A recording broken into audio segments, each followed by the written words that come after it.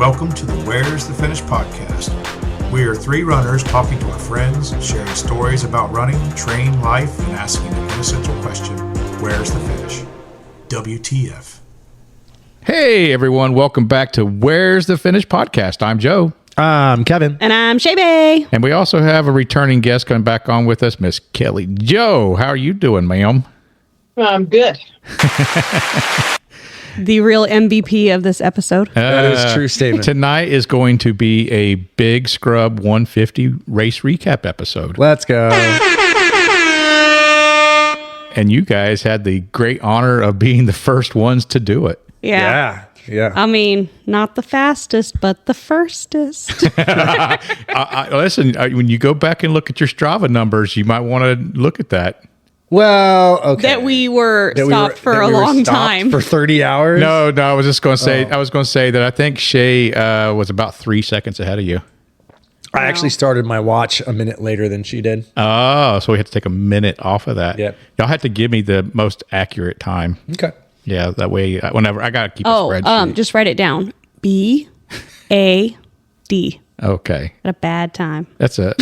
Or It's the best of the worst times. The worst of the best times it was like 40 hours. Of moving. of moving. Oh, yeah. You asked me what the time was. It's like whenever I did the Across Florida, I had Yeah. I think 60 something hours of moving time. Yeah. But it was like double the amount of time to actually finish it. Yeah. I feel that. I greatly feel that. But we'll definitely get into all of those great details. So I think we should talk about what Big Scrub is. Okay. Okay. Some bet people we- may not know. Yeah, and I bet we can hear about it straight from the race director. Oh, because he's sitting here in the room with you. So let's I got to roll back in time a little bit to give a little Okay, history. but I don't need a novel. Why Big Scrub 150 even exists. It's Okay. an important part of the It is. story. It's pivotal. So over the last 3 years, I was actively involved with helping people on the Across Florida 200. Yes. Found out about it, went out to meet the first runner. John Boffman was the first person I met ever doing it. The race had been going on for about 2 years virtually, and I think it had just a few people that had done it the previous 2 years. Maybe like 3 the first year, maybe like 5 or 6 the next year. And so me and James Mathis created the Marion County Sherpas for the Across Florida 200 to go out and help people do this race. And over the course of that 3 years, the numbers doubled every year of the amount of people participating in this virtual race. Mm-hmm. And then the race directors of that race decided they was going to make this race into a live supported race with aid stations, typical race, everyone starts same time, finish same time. Sure. Thing, versus this virtual format that had become really popular. So a lot of people were disappointed that they weren't going to have the opportunity to run the Across Florida. And with my involvement in it, I was kind of disappointed because I really enjoyed the community Yes. that organically brought up around that race. So like just on its own, people that were alumni of the race were coming out and helping new runners. People that wanted to do the race were coming out and helping other people so they could learn about the course. And, people just became very close and made a lot of new friends. And it really just started to kind of spiral into something really cool that I don't think anyone expected, and I don't know that the race directors that had the race really appreciated or understood. No, they didn't. Definitely did not. Yeah. So my thing was like, okay, well, I don't want to do the exact same type of thing, but I do want to have a multi-day race to give someone an option. Sure. To kind of as a replacement for the Across Florida 200. So where'd you virtual. get the idea for the Big Scrub 150? Like where? Well, I grew up in this area, and some people are aware that I did have a race already out in the Ocala National Forest called the Two Prairies. Two Prairies. We'll get there. We'll get there. Is based on the community area where the Yearling was actually written. So if anyone's ever seen the book read the book or seen the movie. So I actually purchased it on Audible to listen during Big Scrub. And I did not at all. So I just started it today. So I started the Yearling now. It's like, it talks about this kid just running around so far. Yeah. I'm like, oh, it's Joe. This is just a story about small Joe. It's very much like my childhood was, honestly, very much. And then when you follow that character through the book, they actually very accurately describe the areas you ran through. So, Oh, yeah. when he's running down Juniper Run and making a little boat out of leaves and watching it float down the river and all that, that's all in that area where you was at. So, that particular race starts at the Pat's Island trailhead. Pat's Island is the community. It used to be a community there where these people lived in the scrub. And that whole area is called the Big Scrub. So I love that area. I'm really excited about it. And I said, the Florida Trail, that's where it originated. So when my mind went to Florida Trail, like where can I get a trail that, long distance race where people can be on trail, not out, navigating highways and byways and back roads and people's backyards and jumping fences, but a real trail. True. Where they could, start when they wanted to start and end where they wanted to end without having to coordinate with other government agencies like we did with the Across Florida. And I'm like, well, let me measure out if we did all of the east and west corridors of the Florida Trail through Marion County, because this is the Marion County Sherpas that we started. And I did that math, and it came up to about 125 miles or so. And I'm like, so let me just... So we hate them. So I'm like, well, let's stretch this out to 150 miler. And I started the race at Clearwater Lake, which is the official starting point of the Ocala National Forest for the Florida Trail. So this is the birthplace of the Florida Trail. And that's where this race starts at, is at that trailhead. And then I took it out to the next logical conclusion of place was Rodman Dam, which is another big point that which is actually the finish of the Ocala National Forest. So if you go from Clearwater Lake to Rodman Dam, you've done the Ocala National Forest section of the Florida Trail. That's anybody want to know what the mileage on that is? It is. Oh, at Rodman Dam? Yeah. That is 67. So, 6, 7. You got me because I'm like, please not let it be that. and then to have a nice ending point, because there's not a real good ending point in Denellen at the Marion County line. Sure. I took it out to where we're all familiar to the Withlacoochee State Trail trailhead there, and there's bathrooms, and I figured, well, this would be a great place for a finish point. So when I get all that math done, it was right at 150 miles. Yes. I'm like, well, this is perfect. 150 miles. We got 150. And I thought about the name, and then of course, a lot of it goes through the Big Scrub, and that was that was kind of the inspiration for the route for me was the Big Scrub. So I called it the Big Scrub 150. Well, it did not disappoint. That's for sure. Shae, you want to? Well, so somehow we conned our amazing friend Kellie Jo into crewing for us. We did. I think it was like right around Badger. Wasn't it around Badger time or something like that? I don't remember when it was. But somehow we tricked you. I was like, hey, what are you doing? Yeah, I'll crew you guys. Never really crewed like that, so I had no idea what I was getting myself into. No. But you are now an expert crew person, and you will be a go-to crew person in the future. Yeah, I learned a whole lot.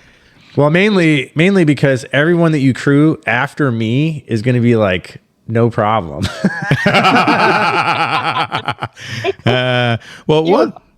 I'm sorry. Go ahead. He was fine.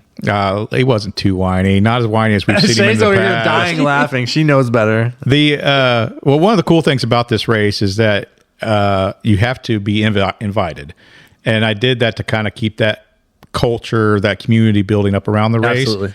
And one of the things I've talked about a lot is the need for people to volunteer to do these races, and so I reward volunteerism by allowing you to get an entry into this race.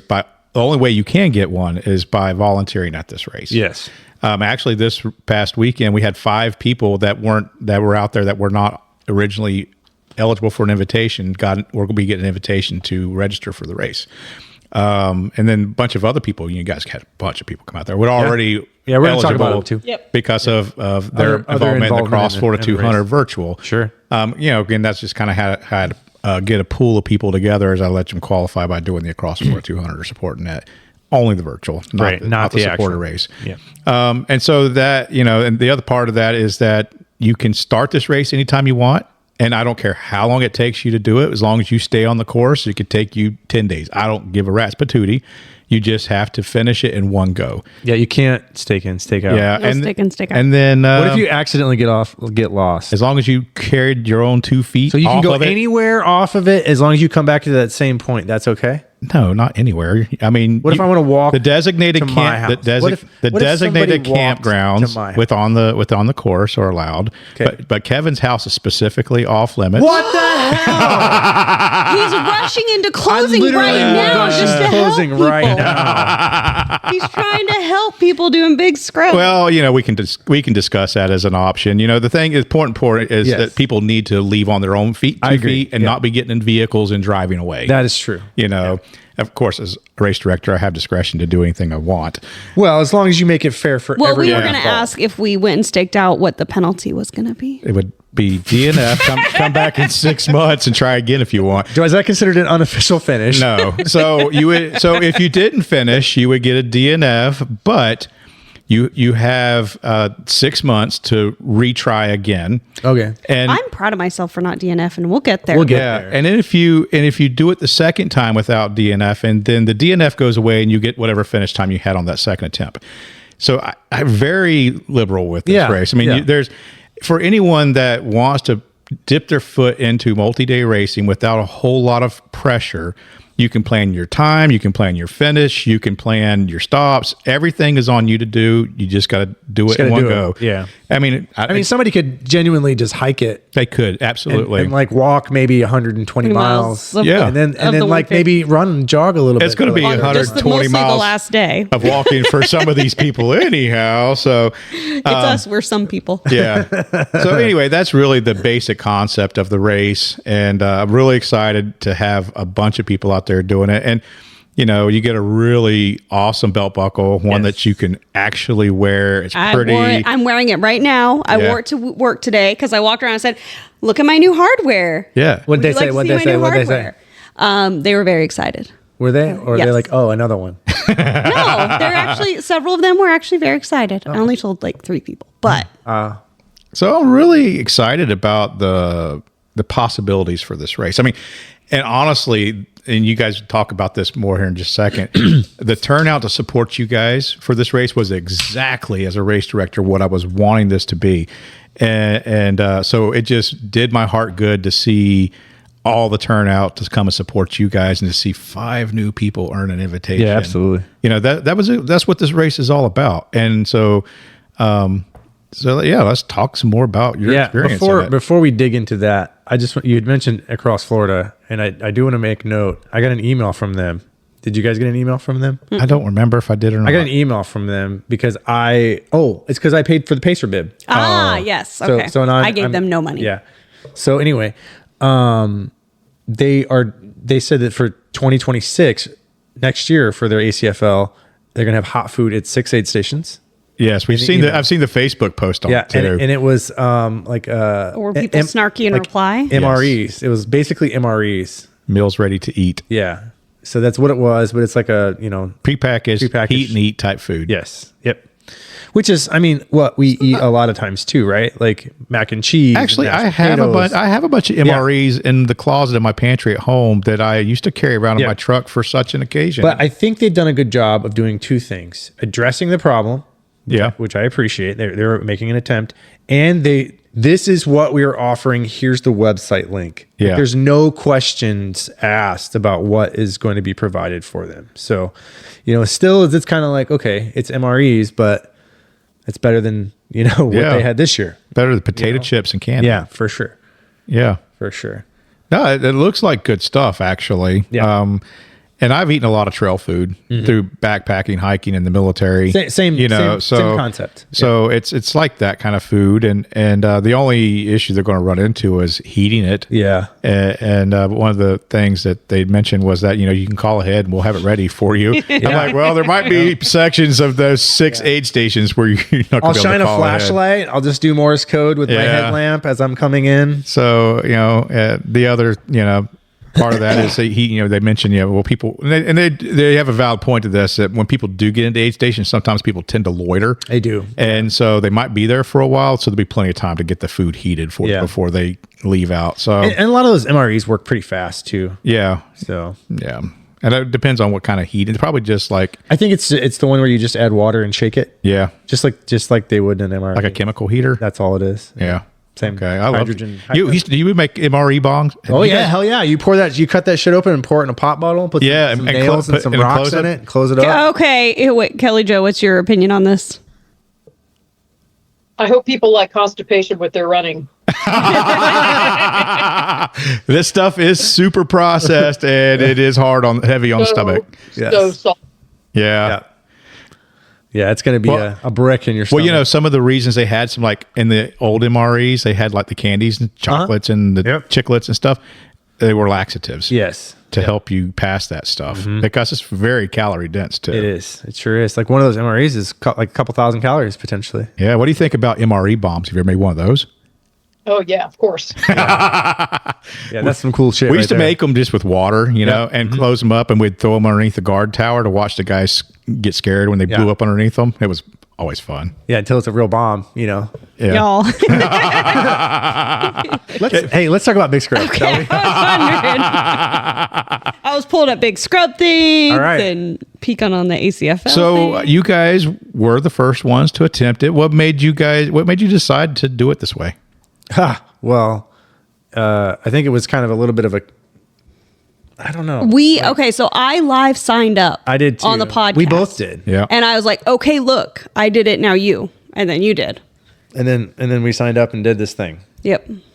So But why did we do it at 12:01? at 12:01. So Kevin wanted to be Because the. you're great. Yes. Yes. Yes, because we're crazy. But Kevin wanted buckle number 1. I did, yes, which I did get, but we'll get there. But, and and there was a little bit of a threat that there were some other people that were going to be starting at the same time or the next day. Oh, or they'll daggone people. much later in the day. They made the announcements and then they pulled back their offers. did. Yeah. Yeah. I think you scared them. Well, I think the weather scared I them think the weather scared me. because the weather terrified me. Bad. It was so bad. Yeah. So a couple weeks ago, we're looking at the weather for Torchies. Yep. And when we were thinking about going to Torchies, it was like, oh my God, it's going to be freezing there. It's going to be so cold. And then as the time creeped up, the weather report got better and better and better. And it was Yep. perfect weather. So then during Torchies, Kevin, of course, is stalking the weather Yes. for Big Scrub.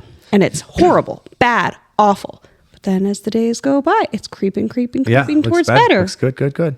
And then About a week about a week, before is when it turned on us. That's really the only time you can really accurately predict weather. Anyhow, it's like a week out anyway, right? Well, I mean, yeah, No, we can foreshadow and hope. I mean, if it's an El Nino year, you can look for patterns, Yeah. like that. But I was looking for patterns on my weather app to make sure they all had little sunshine. it's been kind of cool this winter for Florida. This has been the Yeah. first cool winter we've had in a Well, couple it years. was. I will tell you, this was the coldest that it had been on that day in 25 years.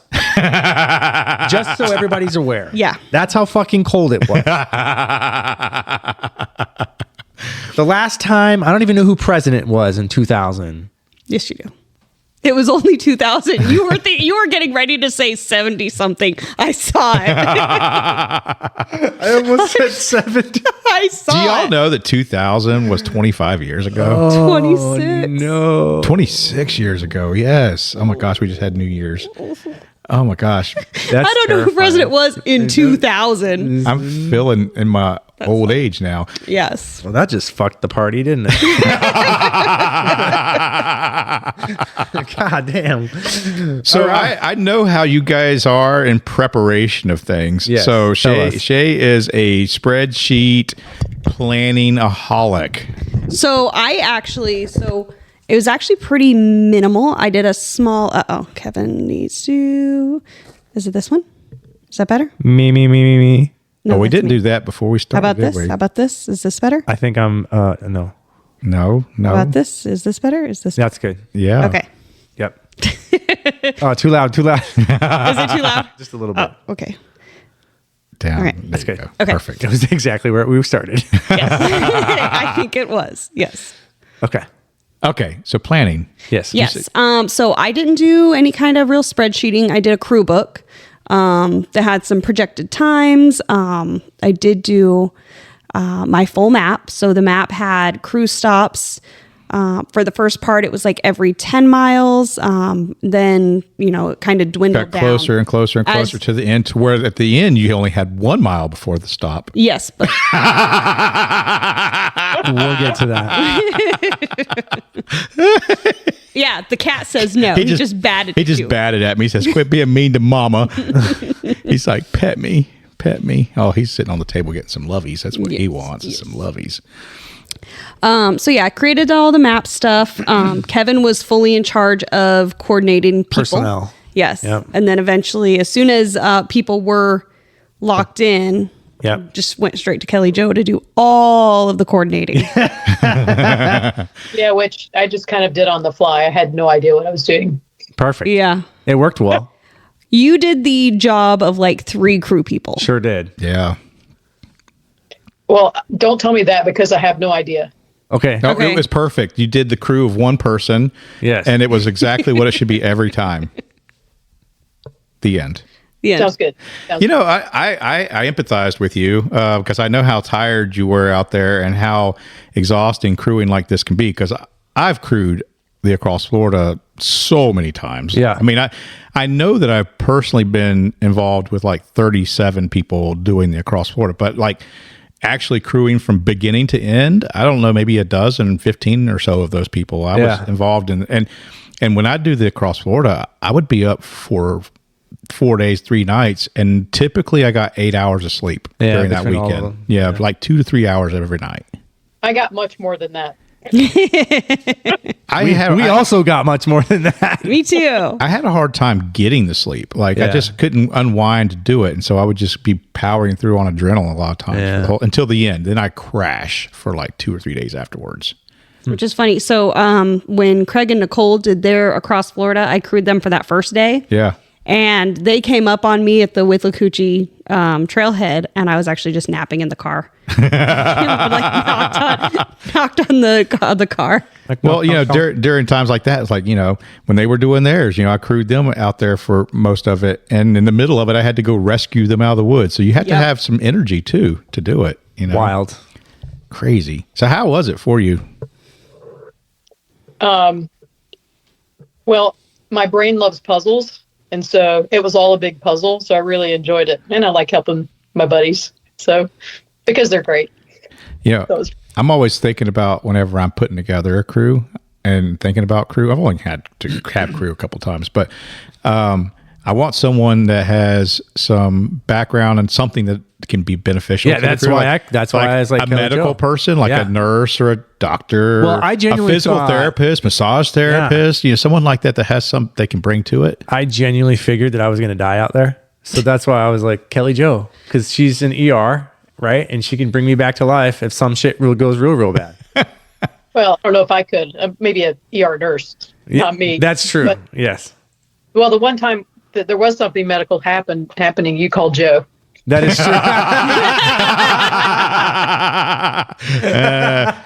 I gave him some advice basically and said, you can't really do much about it at this point. You're You that have close. 11 miles, suck it up. Yeah. That's basically That's what you pretty much said. what it was. Yeah. Yeah. There wasn't a whole lot you could do with it at that point. Other Just than blister, by the way. get some empathy, That was really all you needed. I was brain fried at that point, but we'll get there. We'll get there. Okay, well, let's start getting there. Start getting there because you keep saying we'll get I there know, as we're I talking know. about I stuff. So the plan, of course, was that 12:01 start. I went ahead and took the day off.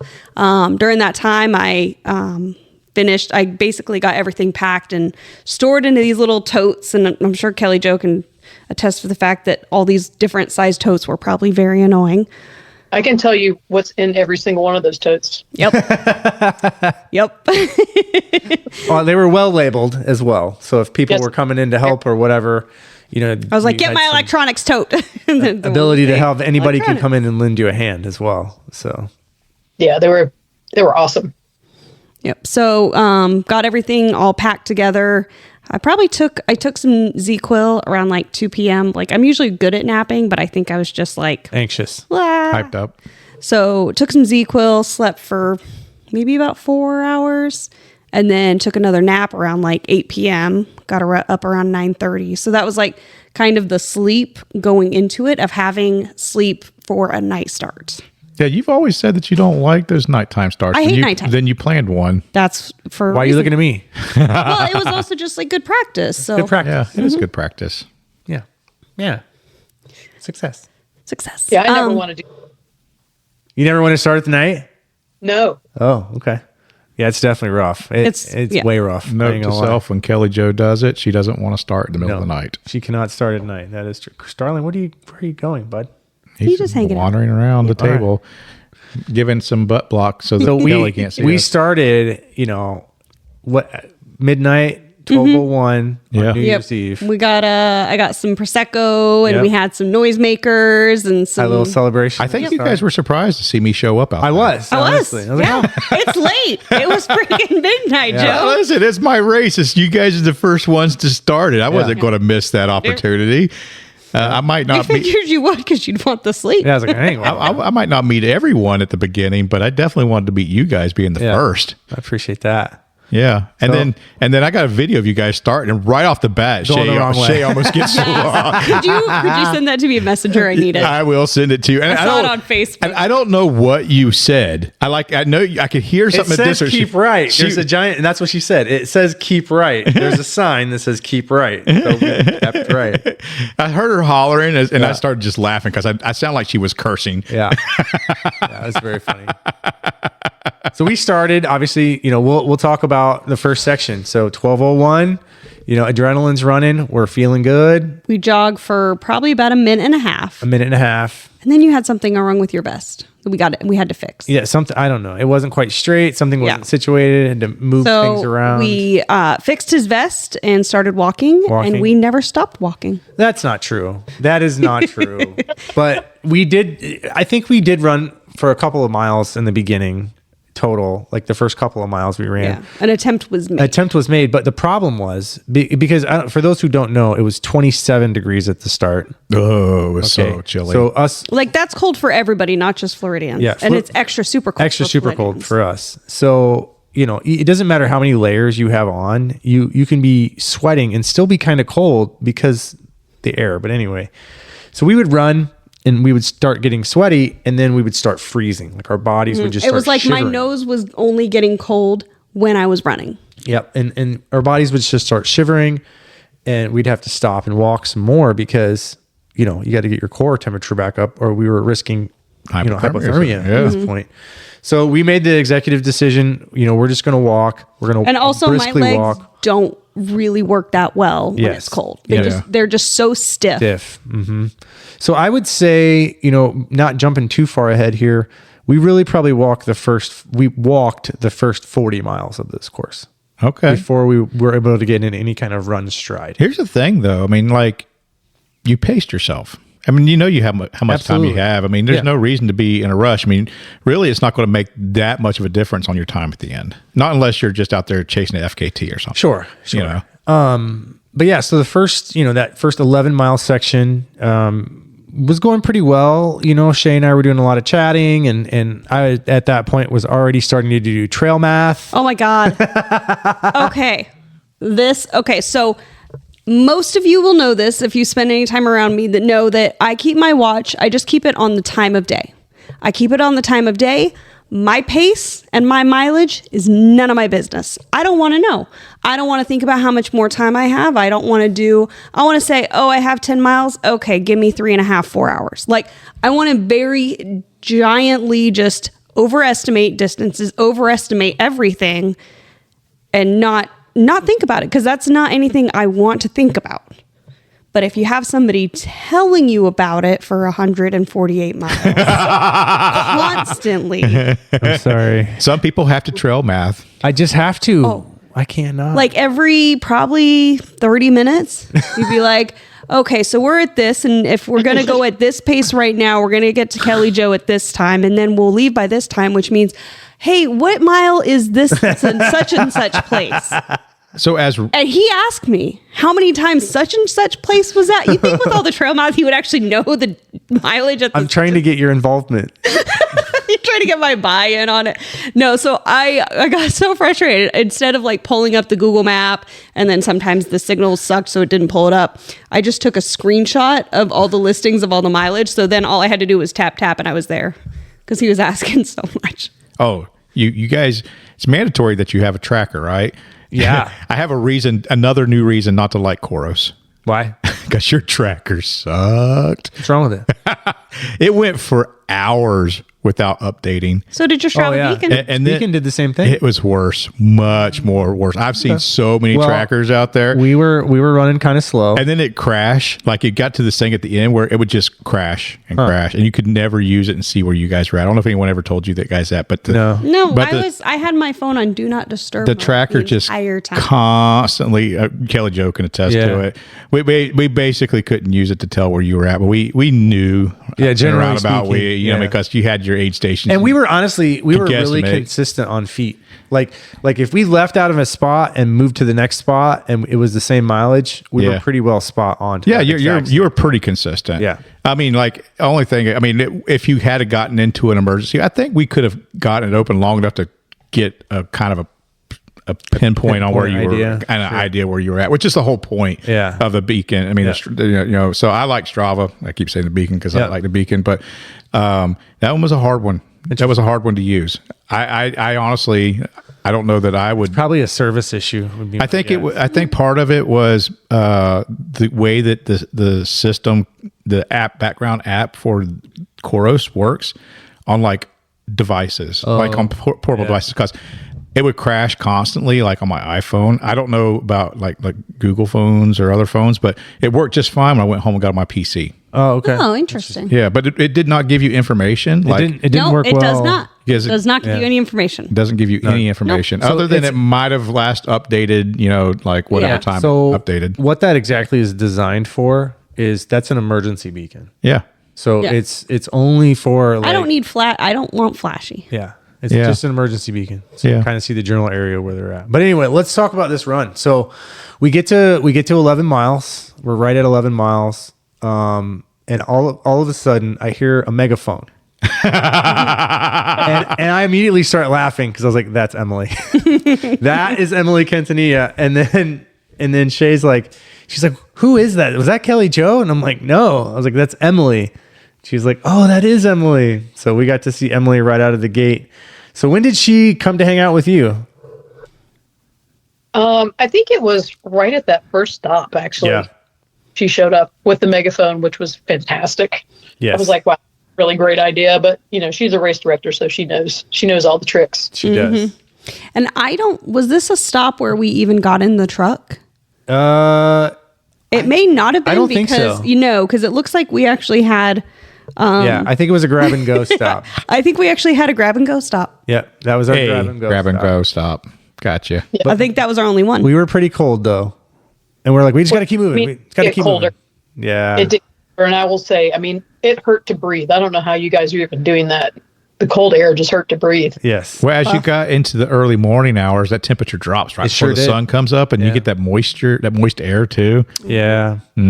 So second stop, did you have anything to bring on to first stop? So second stop is we stopped at Falls Lake. Second stop is Falls Lake. Yeah. For us, which is like 18 miles under the course. Yeah. So we get all the way, we're running through. Falls Lake's beautiful, that whole section. Falls Lake. Now, I know we've had some conversations about the map that got sent out and things like that. So the directive given was follow the orange blaze, regardless of what the map says. Because there were a couple of little issues with Dragon with Kyle Topo there. Yep. So which you're going to make those changes before anybody else goes out.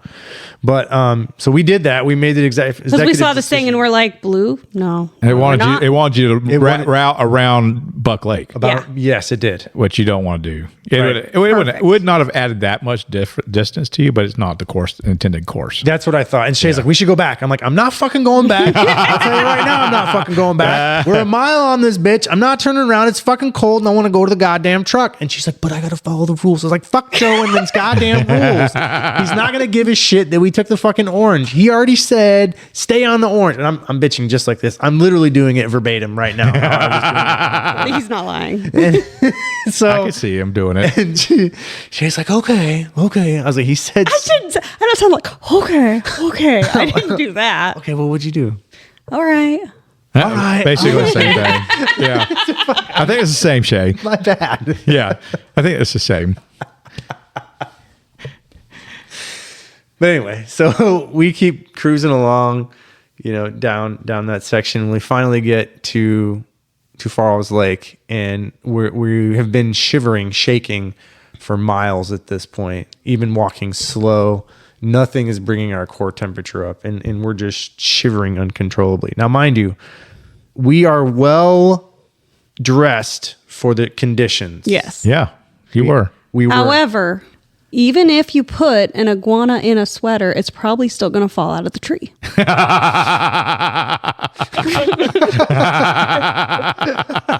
Them daggone Florida iguanas. Have you been holding on to that for a while? No, I just came up with it. You just came up with that. Was good. Good. That was really good. Yeah, I think that section. I aspire to have more jokes that people think I made up in advance. Here's the thing. Here's what we need right now. I'm making this happen. We need little iguana stickers wearing a coat that have sunglasses on that have WTF on the back of them. Hear me out. Like, that's it. Farrell's is one of my top 3, 4, 5 areas on the Florida Trail through Marion County to hike and to run. Yeah. Farrell's is gorgeous out there. So I've ran Farrell's. This was my 7th or 8th time. Yeah. You paced me through Farrell's at Across Florida. Yep. You paced Jada through Farrell's. Yep. Through Farrell's. Andy. Yep. Through Farrell's. Blake and Jordan. Yep. Through Farrell's. It's really nice. There's a couple people too. It will flood sometimes. Yes. Yeah. It was flooded when I did it across Florida, but it was everywhere was bone dry. Yep. Yeah. Well, I mean, shoot, it's been really dry here anyhow. Until it wasn't. Yeah. But we'll get to that. But anyway, so we get to Farrell's, and really nothing eventful had happened between those sections other than, it's just more of the same. But we got there and we got in the truck at that point, right, Kellie Jo? What did you think when we were coming into the aid stop? Like, what was going through your mind? I'm always like, am I at the right place? For starters? But I just thought they're never getting out of that truck. And there's not enough room for me and Emily to sit in the truck. Because of all my bins. Yes, that's true.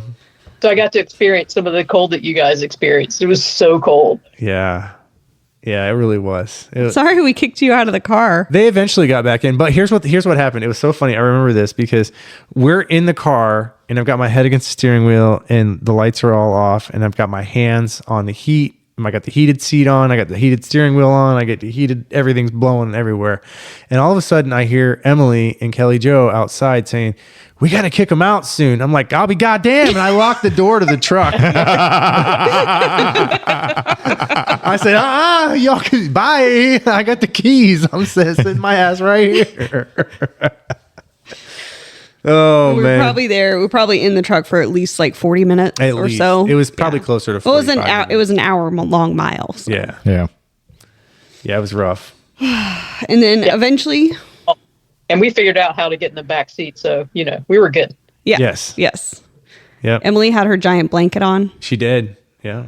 I'm so thankful that she came out. And she was trying to do a good job of kicking out by like, "Here, you can have my giant blanket." Yeah. And like my problem is, and I kept telling people this, I'm going to get the second I stop, I'm going to get really, really, really cold. Yep.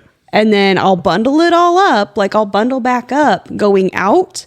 But then in a half a mile to a mile, I'm shedding layers again. Yeah. Well, when you're doing these things, your body doesn't know how to regulate temperature. You just kind of lose it sometimes. Yeah. I had that problem. But that's like kind of a standard of anything for me. If I'm doing stuff outside, it's the same way. Oh, so it's an all time thing, not yeah. just an exercise induced type thing. Yeah. Yeah. It's all the time, like at work. Yeah. I've only experienced that twice. Once on the Across Florida 200, once at the Daytona last year. Yeah. I died. Yeah. You got hypothermia. At the end of the Daytona, I sat for too long and I said, I got to get moving. And I walked out of that stop shivering my butt off. But as soon as I had a quarter mile underneath me, I was warm again. Yeah. Yeah. Unfortunately, that never happened for us during Big Scrub. We just got cold and stayed cold. No, I got warm. Hot. You I was did? glove on, I glove was- off. You I watched was- me take my thermal off. I did not. I No, did not do you that. didn't do I a just single layer. shivered and shivered Yeah. and shivered and shivered for hours and days. So so you guys get through that pretty uneventful. The sun's coming up at this point, right? Almost. Yes. So we leave heading north out of Falls into Juniper, and the sun is coming up at this point. Now, interestingly enough, I told Shae, I go, there's a car. And she's like, what? I was like, there's a car. It's coming this way. Driving right down the middle of the Florida Trail.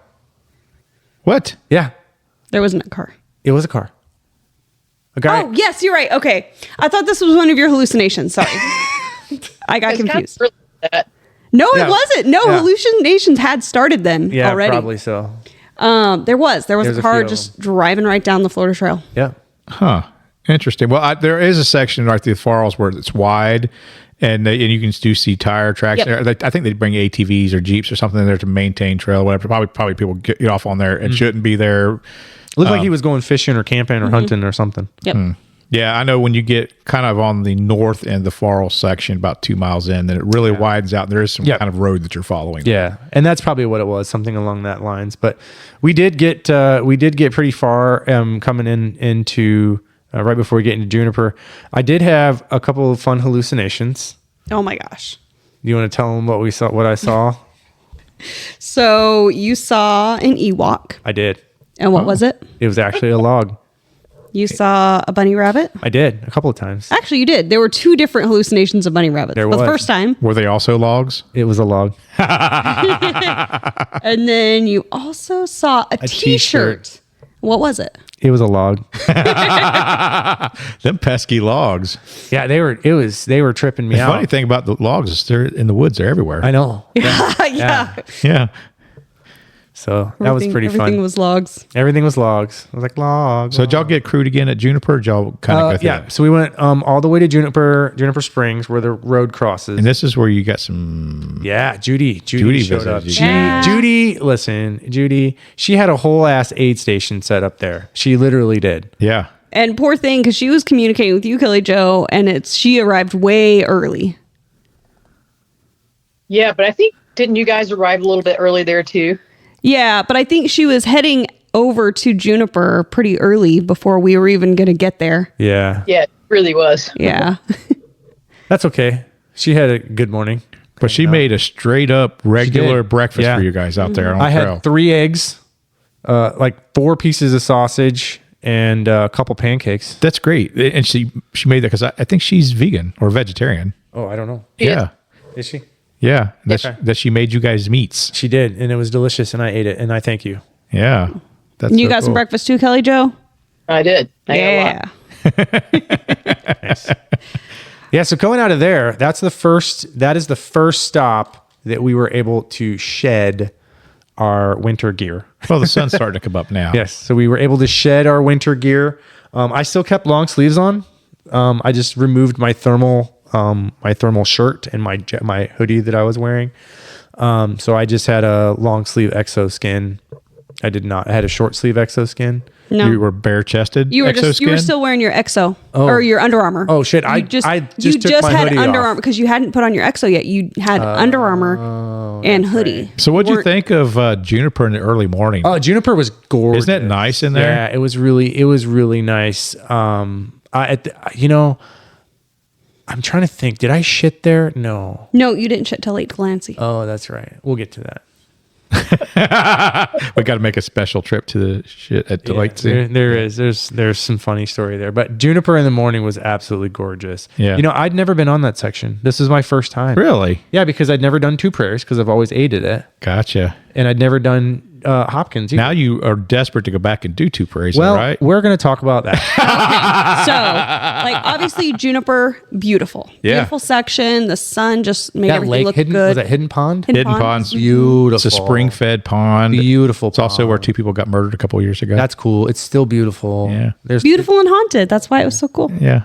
A lot of bear activity in there too. People go in there just to camp. And so the bears, every now and then they have to close down camping there because the bears will start coming around too much for the food. Yeah. And then they close it down for a while. The bears move out, then they open it back up. Nice. Yeah, so we're going through there, and then we go cross the sandy road to sandy Hopkins Prairie. Yeah, Hopkins Go. Prairie also is beautiful. No, Is the it? fuck it's not. No. Listen, so. that's fucking Satan's asshole. Okay. If you'd have went through it in the morning, when We did. It was like mid-morning, but it was cold. yeah, It's not like we were baking in the sun. We wished we were baking but in you the sun. ran it before. Yeah, I've and gone through it twice. and it wasn't miserable for you the first time. It honestly, it is so much worse now than it was. Yeah, So much worse. The sand is so much worse than both times I've run it. I mean, it's deep now too. maybe it's the time of year. Wait, Kellie Jo, she ran Two Prairies. Yes. What did you think of Hopkins Prairie? Yeah, fuck that. Yeah, exactly. Well, the thing about Two Prairies during or Hopkins Prairie during the Two Prairies race is you've already went out and back across Juniper. So by the time you get to Hopkins Prairie, it's midday. And the thing about Hopkins Prairie is it is wide open. Yep. There's no shade. You're following an ancient lake bed, around the edge of it for a long way. You know what? It would be a lot better. I thought about this. I really think the Florida Trail could kind of maximize how much stuff they have to maintain if they just choose a couple points in a trailhead and they just do a straight shot to the trailhead. Straight line. Like if you could just like Hopkins Prairie, you look at that map and it goes squiggle. No, straight shot across. So I absolutely adore Hopkins Prairie. It's one of my. I would say it's kind of a toss up for me whether I like Hopkins or Juniper better. Well, I think you should this weekend go out during the middle of the day and run it. I've done it. I've done it in the middle of the day, and it is hot. So the issue with it is that it's fully exposed to sunlight. There's no shade. Yeah. And usually your race is the first hottest day of the year every year. well, last year, the year before, it was the coldest day of Yeah. the year. Yeah. It was, and then it turned. Was it the hottest day of the year? 'cause No, it I was the was- hottest day of the year. Yeah, because It I was was the going to first say, hottest remember day of the Corey year. was wearing her black. It was the hottest. It's a reverse of that. It was the hottest day of the year. Yeah, and we started our run on the coldest day of the year. But it is definitely an interesting place to run. Interesting is a really Yeah. different word for Yeah. bad. I've never heard that as a synonym before. Joe, I'm gonna tell you this. We went for at least 7. 40 miles. Okay. Across this lake bed. And I turn around. It's only 7 miles. I know, but I felt like 40, and I turn around, and what do I see? The bat See this house. goddamn bat house. Maybe You left forever ago. Maybe only like 5 miles of it's actually out on that prairie. It's fucking So- longer than that. At that point, like my knee, probably about when we were starting Juniper Prairie, my knee started to really hurt. And I'm pretty sure it's essentially just due to the way I was walking, just because I was so cold. Yeah. That's the only thing I can really think about it. So like my knee was just killing me, and I couldn't bend it. I was kind of having to straight leg it. It was a little swollen. So I'm just thinking like, oh my God, it's only day one. We're like 40 miles in and You're I panicking. can't You were move panicking. my leg. Like what is happening? So we sat down just On on, a bench. the ground. On a bench. No, we sat on the This ground. was on the ground. Yeah. So we sat down on, by the way, most all benches in our sitting downness during this event were logs. All of them were long. Yeah. There's a lot of log benches. Yeah. But so gosh, so we sit down and like Kevin's like rubbing my knee, and essentially like immediately we get 100 ticks on us. Yes. There's Insane. a reason why that section for the race that Andy took over is called the tick. Yeah. The other side is called the itch. Mm-hmm. One section is covered up with ticks, and the other section is covered up with chiggers. Sweet. Mm-hmm. Yeah. Wonderful. Well, I will say this: my pants, these Derek's pants, Path Project pants, phenomenal. Ticks won't go on them. They can't. Nope. They can't climb up them. So like I'm covered, my legs are just like all these ticks are just running up my legs. Nothing on him. When I did the Across Florida, I came through Hopkins Prairie, stopped at Juniper. There were so many of these seed ticks, the little tiny ones, on my legs. I could feel them crawling through my hair, and I could. There was hundreds of them, and I could not knock them off. I took like off, and I just made my legs God. into liquid off, and a bunch of them jumped off. But I was picking ticks off my body for a week. Yeah, that was. I did reminisce going through that section because last year when Terry Hayes was going through there on Two Prairies, I had to went out and go rescue her. I Yeah. make sure she was okay. Is that the year before? That was the first. Yeah, that was the first year. Yeah. First year. I'm sorry, first year. So I had to go out and rescue her. So I ran part of that I didn't know I ran right to the edge of the prairie. Yeah. Right where that road, right when you come out of the prairie, there's like a little road crossing right there. Yeah. And that's where I had ran up to and grabbed her and came back. So I kind of reminisced a little bit through that section. But that, I would say, as far as the course goes, I didn't like, there's two sections that I didn't like. I didn't like that one and one more, and I'll get to that when we get there. But coming out of Hopkins Prairie. That's funny that you didn't like it though, because it is literally my favorite. And I've ran through there a lot. I just do a the lot sand. of It's berm fucking 3.0. I love it. Come on, Joe. Yeah. Accidental double button press, but it Yes. works. Look at that. Look at that squiggle. That's ridiculous. There's a lot of squiggle on that thing. You have the map, Kelly Jo. Sorry, you can't see my screen. But yeah, that section sucked. So I will say, from the beginning to the end of from where you started the race to once you clear through Hopkins Prairie, that is probably the heaviest traveled area for bears. Did you guys see any wildlife out there? Yeah. A lot of bear shit. So much. Every time Kevin would say Poop. and I'd yell poop in that voice. We call that the poop. So you saw a lot of bear poop, no bears. We saw a steaming pile. We saw a steaming pile. Fresh. Like, I mean, I almost put my hands in it because it was that warm. Shae, smell my finger. With the gummy berries. So where was your next stop? Is it the 88 store? Or no, you guys stopped before the 88 store. Y'all at the highway crossing before the 88 Yeah, store. 314. Yep. Yeah. It was a where good you shoulder. Right? That's where we picked up Nicole. Yeah. Yep. So you got to see Nicole and you got to hang out with Jesse too. Yes. Was it nice to actually see people after so long by yourself? Oh, it was so great. It was so great to have somebody to hang out with. And Nicole was just pounding this huge sub. And I didn't have the heart to tell her she's probably just going to be walking. Yeah. Oh, that's so funny. So they the stop previous to Nicole was the first time that we were able to sit outside in the sun, and it was glorious. So the next time the sun was just about to go down, and Nicole had brought us some chicken tenders and fries.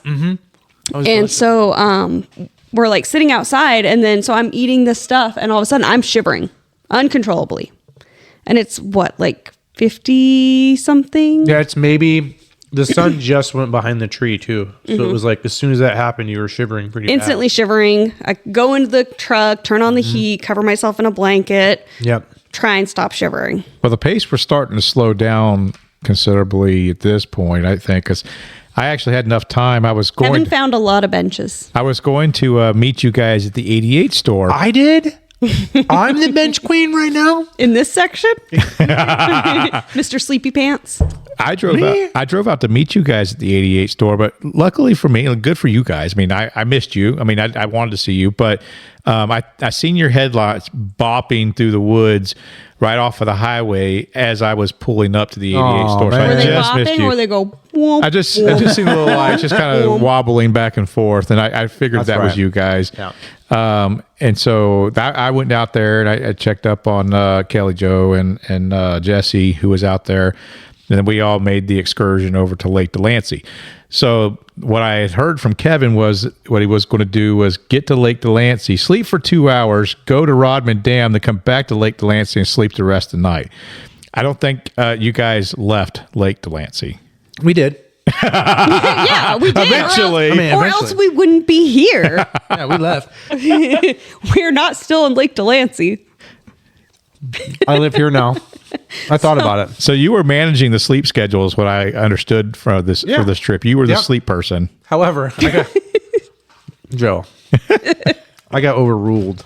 By the sleepiest lady on the planet. Joe, let me tell you. I I tried was so happy to sleep. I tried waking her up. I was like, Shae, it's 2 hours. Let's go. Nothing. I don't remember it. You know, one thing I do want to pause. Leading into Lake Delancey. We had Nicole listen to all her great stories. She's got a ton of stories. If you haven't shared any trail time with her, you should, because she's delightful and has great stories. But I get the sleepies where I'm death marching. So I'm like wobbling back and forth on the trail, and I'm closing one eye and I'm opening the other. And I'm like, everything I've got just to stay awake. And we've got a mile or two left. And I'm like, Well, it's 9 p.m. and you've been going since midnight. yeah. Yeah. Yep. Yeah. So I'm sleepwalking at this point. I go, I got to do something different or I'm going to trip. I'm going to fall asleep and I'm not going to get up off the ground. I'm just going to live here now. So I made the decision. I was like, I'm going to take off. I'm just going to sprint. Yeah. So I took off and I sprinted as fast as I possibly could for like probably maybe a quarter to a half mile. And, I finally stop, and then Nicole, she catches up and she's like, "We lost Shae." And I said, "Yeah, I hope so." So I wanted to do something to wake myself up a little bit because like the walking and the monotonous of the headlamp going like this Yeah. made me a zombie. The tunnel of light that you're in. Yes. Yeah. So, Yep. but so kind of a similar kind of thing is that so Kevin's walking speed because he's got longer legs is just I know. faster than I me, know. right? I know Yes, his you know walking well. speed. Yes. So, we kind of had talked about, okay, I'll set the pace. He sets the sleep schedule. That didn't happen. So essentially, I don't like people when I'm being paced. I don't like people in front of me. Yeah, you want beside However, you. Yeah. however, this kind of really changed my mind to it. Like it really did of like being able to run behind people just fine. But so Kevin, he would walk a little faster than me. So, he'd get a certain amount of feet away and then I'm like, okay, so I would jog up to him. So like this thing was like going on of he would walk and then he'd get a certain time away and then I'd jog up to join him. there'd be times where I'd stop and wait for you too, though. Yeah. I mean, Especially it if would I be- went pee. Yeah. If there's a, And we went pee 8,000 times. yeah. It was so cold. I don't know what it is. Yeah. Is there a medical reason why we do that when it's cold outside? I have no idea. Okay. Yeah. Sure, there is. I just don't know what it is. Okay. Yeah. It's like my bladder's like, hey, guess what? You got to pee again. Yeah, it was nonsense. Every time it was cold out, it started getting cold. Pee. I seems to me like I've done some research and people constantly have that urge to pee. There's one of like two Oh, no. things. I was peeing. Yeah, like you're like it's either like an electrolyte issue Yeah. or it's a pelvic floor issue. I also was thinking too that it might have been like a body core thing. Like instead of using the energy to hold the urine in, it's like let's just get rid of it. And so we that also can hydrated focus. very well during the day. Yeah. Yeah, we did hydrate and eat really well. We'll get to that. Mm-hmm. I'm sure. Kevin, 400 calories is. All right. so- Okay. Tell us this story. So I was told from the beginning. That's my work. That's my work 400 cell phone. I'll be right back. calories. You go ahead. So I did that. I actually gave you, Kevin, I gave you 450 calories. Okay, you give And me. then you came in for the next stop saying, that wasn't enough calories. And I thought, and this is why America's fat.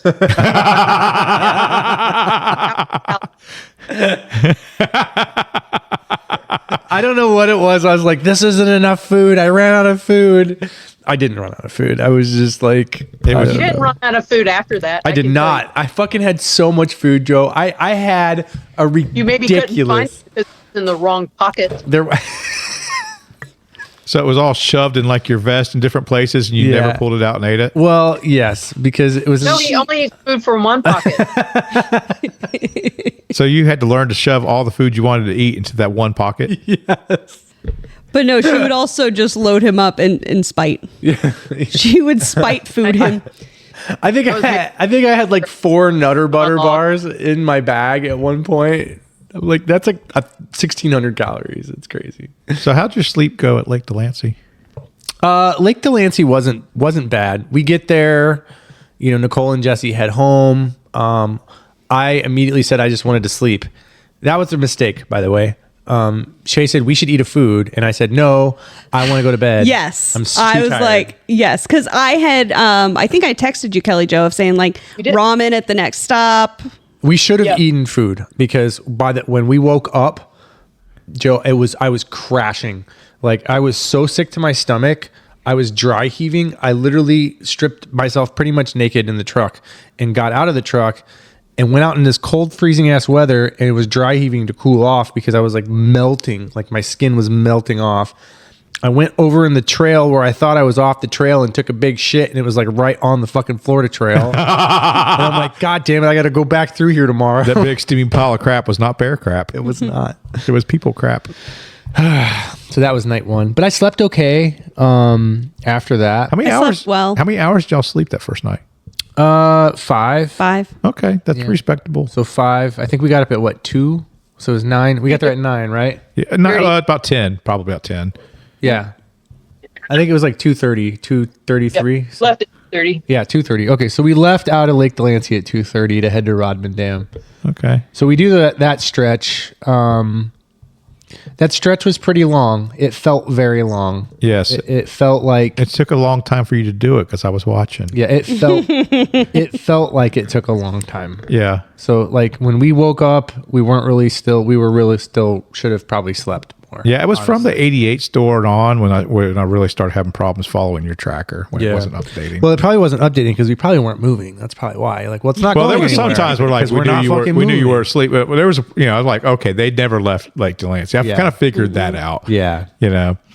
But that trail, a while back ago was pretty overgrown. They've done some good maintenance on that. So the trail is in pretty good shape right now. It is. Yeah. The trail Yeah. was nice because we were able to see it during the day on the way back. But, during the night, that 2:30 start, we get all the way to Rodman Dam. And, I was telling Kellie Jo, like, where to park. So instead of parking all the way at the end of the dam, Yeah.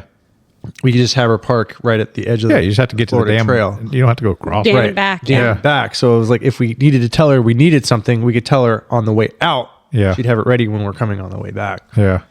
So that worked out well. Again, shivering like uncontrollably by the time we got back over there. We saw a Loch Ness Monster. We did. Loch Ness Monster for sure. I'm not joking with you. I've Yeah. got a great Swear to picture of God, Loch it's the Ness fucking Monster. Loch Ness Monster, Joe. You look at this thing and you tell me. There's some stuff in that lake. So, Kelly, you had fun out there at the lake, didn't you? You enjoyed your time out there by yourself at the lake in the middle of the night? That was the creepiest place of all to me. Okay, tell us the story. Well, I get there and there's a truck, like this big monster truck, just parked on the side of the road, kind of near where the Florida Trail was. So I drove past him, and I don't know what they were doing. It was really dark out there with no lights. I couldn't see anything. And so I came back and sort of decided where I wanted to park was probably a little bit closer to him than I wanted to be. And then at some point he moved away, which was great. But, I'm a girl out in the woods, truck, alone. And I don't know what's happening in that other truck. I mean, I work in an ER. I can pretty much imagine what might be happening. But, yeah, it just creeped me out. On the That part. outskirts of Palatka, it's Yee Yeah, land. it's straight up yee right there. Yeah. Yeah. And even though there were still several cars that were just flying down that road. Like 3 a.m. Yum. There's always Yeah, cars going down there. When you guys came around, there were more vehicles there, and I felt better about that. But just having that one big ass truck out there, I don't know why it freaked me out a little bit. I love being there at night and just parking next to the dam. I'll go down and talk to the guys that are fishing. There's all times of night, no matter what time you go there, day or night, there's someone fishing off of that dam.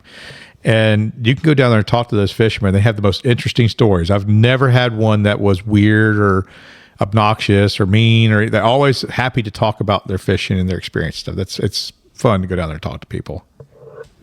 Yeah, well, I have worked in an ER in Palatka, so So you understand the Palatka culture.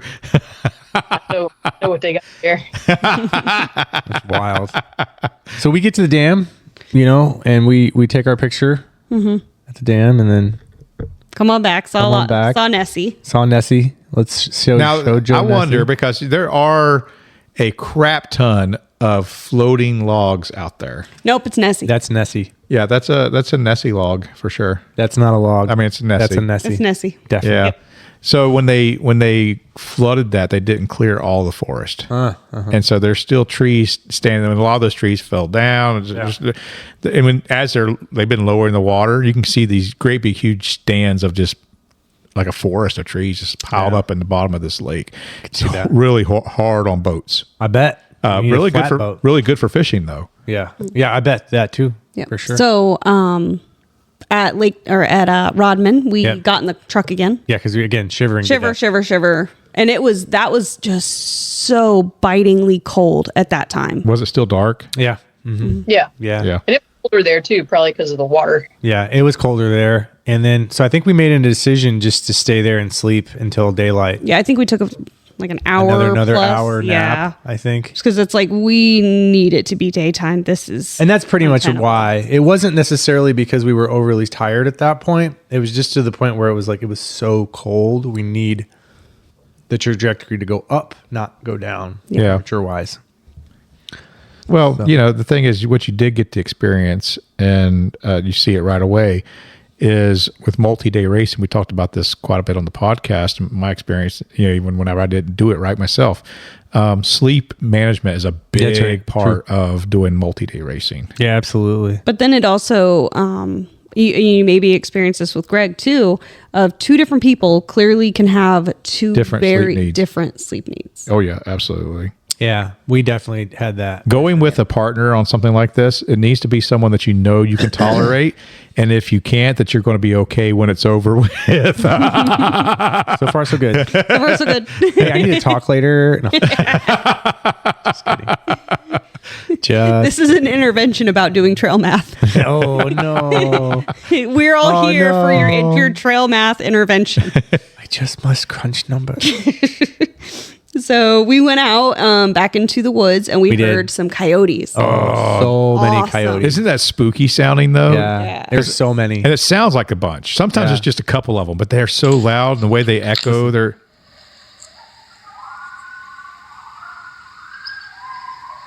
Not sure if you can hear that. Oh, yeah.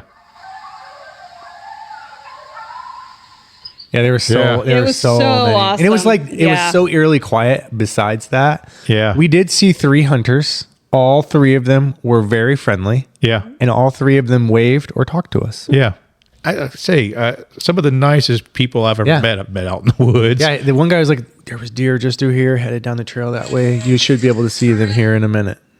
So then after we got through that section, Yep. oh my gosh, we got a freaking bomb ass breakfast. Yeah, we did. It's oatmeal.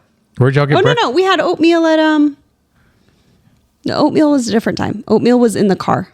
Oh. Was that Lake Delancey? Yeah, I think we had oatmeal at Lake Delancey. I'm talking about Yeah, and then you picked up Lucas. when we picked up Lucas. Where'd you pick up Lucas at?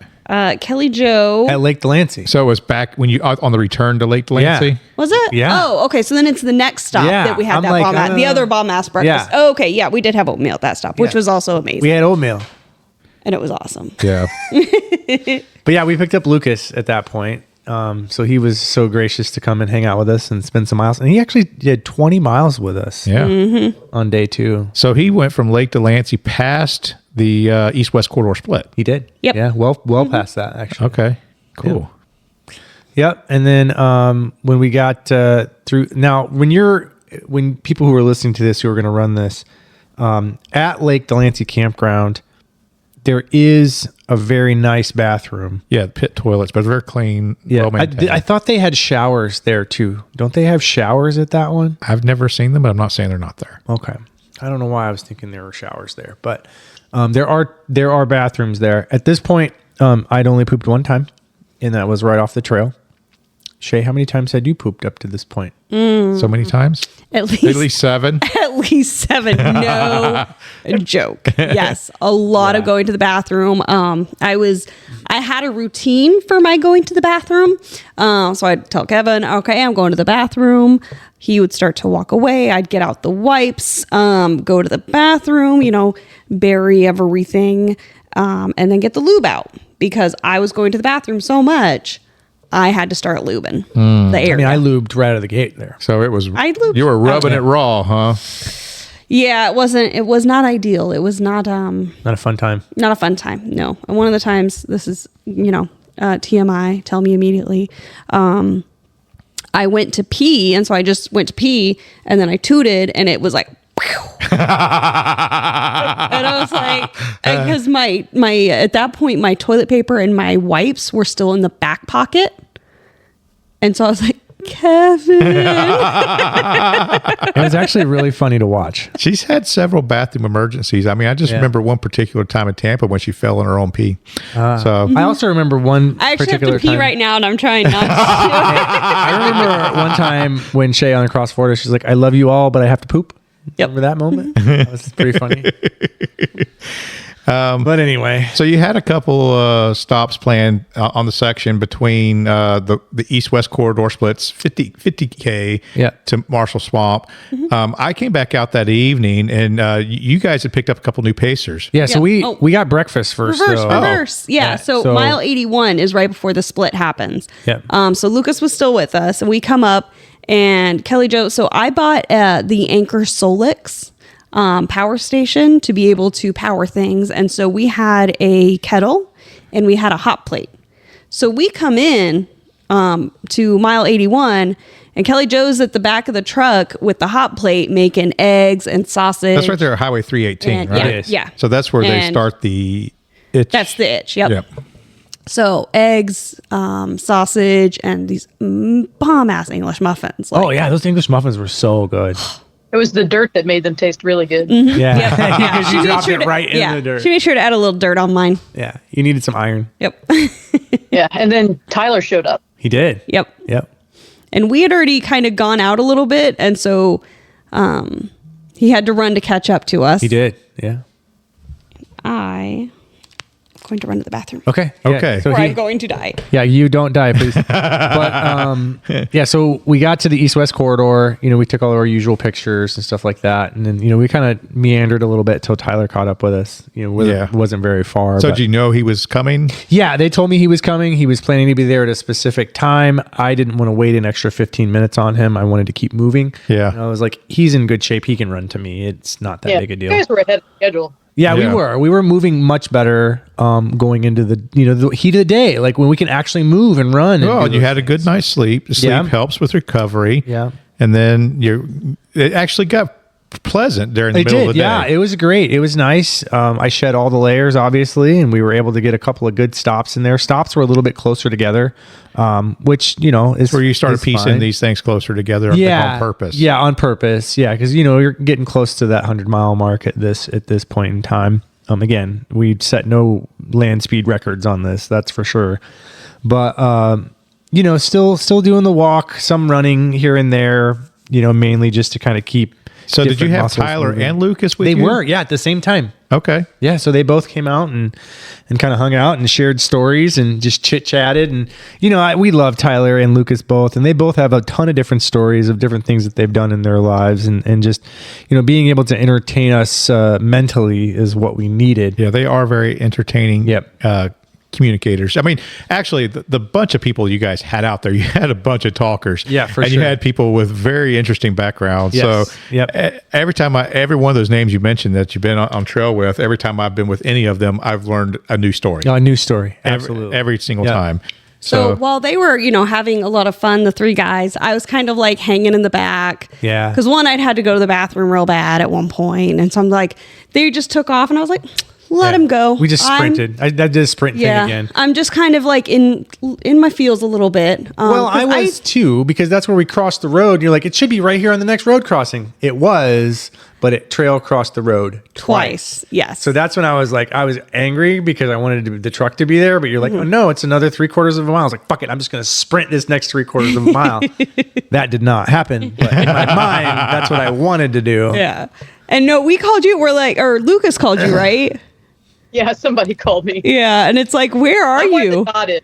I'm where the dot is. You guys need to figure it out. Honestly, you are. So I pull up the map and I'm like, because I looked it up and seen like, okay, so next we're gonna see her at this, and so then of course it crosses twice, and I'm just, but we're here, and then I like scroll out on that, I'm like, sorry guys, It's the next one. it's the next one, but It was fine. yeah, I was in my feels that day a lot. Yeah, day and two. yeah, so I also listened to podcasts. I listened to a couple podcasts. I think that was pretty much the only thing I listened to. Yeah. But yeah, so we chit-chatting with the guys. We found a chair, a folding chair. folding chair, Nice. There Found was some bones. Some bones. which There was- Verity has verified that they were bobcat bones. Okay, that's what I thought when I saw them. I Yep. said these look like cat bones. So I've got they a were. bobcat pelvis, femur. scapula, and tibia. Yep. How cool. Yep. Yeah. That So is it'll go neat. in my curio chest. Yeah, With they're in all my your other truck. We got to bones. get them out of there today. Yeah. So yeah, so running that section, we were able to get some food. I was very entertained by the three of you throwing rocks at a sign. Oh my gosh. That was quite entertaining. None of us hit it. Wait, you almost hit it or you did hit it? I eventually hit it. but Okay, yeah. we did not hit it to begin with. It was ridiculous. Yeah, it was like you missed the sign. You're like Yeah. 4 or 5 feet away from the sign. You can't hit a sign with a It's a rock. good thing there's no giants out there that you need to take down. Right? Because you would not have hit him. Yes. No. Yeah, it was funny because like Kevin and I were just sitting in the chairs and I see all of y'all just like chucking Chucking slinging these rocks. Sometimes you just got to sling a rock. It's something fun about that. Yeah, it was pretty funny. And Yeah. I tried to get video of it, but I think I took like a couple pictures. Of them like mid And then of course you were right behind the truck, so I didn't have you in it. But yes, it was very funny watching you guys do that. So where did those two guys bow out, and then Bradley and Brandy Christian? Yep. So that's Come the in. next. I think you're the next stop or the stop after that potentially. And I don't know what the section of that trail is called. That's near Lake Eaton. Yeah. So the Okay. Eaton Creek area, I Yeah. believe. Whatever that road is we were on. What's that road that it crosses there? So you got Highway Forest 314 Road. and the 314A. Yeah, there was like they met us at one of the cross street roads off right where the dirt road kind of ends. Yeah. On that Florida Trail section. But anyway, that's where Tyler and Lucas dropped off. Tyler and Lucas. So they just exchanged. yeah. So got Bradley, a warm handoff there. Yeah, Bradley took them to their truck. Okay. Yep. So So they were able to get back to their vehicles. Big old And cat. Bradley cat. and Brandy brought us chicken nuggies. they did From chicken nuggets and French fries from McDonald's. Yeah. So we were very happy about that. I was nomming on that. It was pretty good. That was really nice. I mean, all these people made long. I mean, they drove 2 hours to come out there. Sure to be did. with you guys Yeah. for a while. Yeah, that's crazy. Yeah. And then Brandy decided to come with us. Yeah. I don't Yeah. know if she planned it or if we talked to her. I'm pretty sure she I think she planned out, to right? come out with us, but I think Yeah. it was a situation. Yeah, she planned to already. Yeah. Yeah. So it was really awesome because like I've never got to spend any time talking to her at all. Just, hey. Yeah, hey. you got rid of the guys and got you a girl out there. I had to go in front of her. I says, Brandy, please, may I get in front of you? And she says, sure. And I go, you're going way too fast for me. Right? She has got a mean I power mean, she hike. can power hike. And I'm very excited to see how she does it long haul because it's Yeah. going to be her first 100. Yeah, she's going to do so good. I know she will. It's fun to watch her run because she runs like a little doe. Like she's on her toes a little bit. She kind of bounces Oh, when Carla, like she, Carla. Yes, she makes Yes. it look very easy. She looks Yep. light on her feet when she runs. Yep. Carla's the same way. Yeah. I was thinking she was like a pixie, but no, she's definitely like a doe. Yeah. Nice. I like that. Yeah. Just kind of bounds. You know, that we're section going there. through this area, Yeah. and I would like to refer to it as "Oops, all boardwalks." Yes. Yeah. It can't be really wet in there. I'm so glad it wasn't, Yeah. because that would have been. I just- slipped and fell off the boardwalk. So You did. Like You all the did, places yeah. where you could have found water, it sounds like you didn't. No water. So There was good for only you. like that one section that I can't even remember. What Was it the is, but section I warned you every- about? No. Okay, No, good. no. But yeah, so there's this one section that I've been through that area probably A couple times. a couple times because I did the itch and I've done a couple runs out there just myself back in the day. And the same place that always has water. It's where you're going around the boardwalk kind of goes Yeah, around. yeah. And there's like that divot. I'm surprised those boardwalks are even still in place because they yeah. rot out so They bad. are rotted Well, out now. Yeah. Yeah. I mean, I was leading, so I was like, I would say which one's the bad one. to Yep. So stay you'd off be of like left. And so we All around Lake Eaton in that area, those boardwalks all get rotted Yeah, out. yeah, Yeah. that was one of the roughest sections for me. And then a lot of the Florida Trail through that section mirrors like the Jeep roads and the forest roads and Yeah. stuff. And they don't do a really good job of marking the trail. And So we got the turned sharp around turns, yeah. a lot of times. through And well, there. there's a section through there too where it used to go through an area that always had water, Yeah. flooded, and so that they rerouted the trail.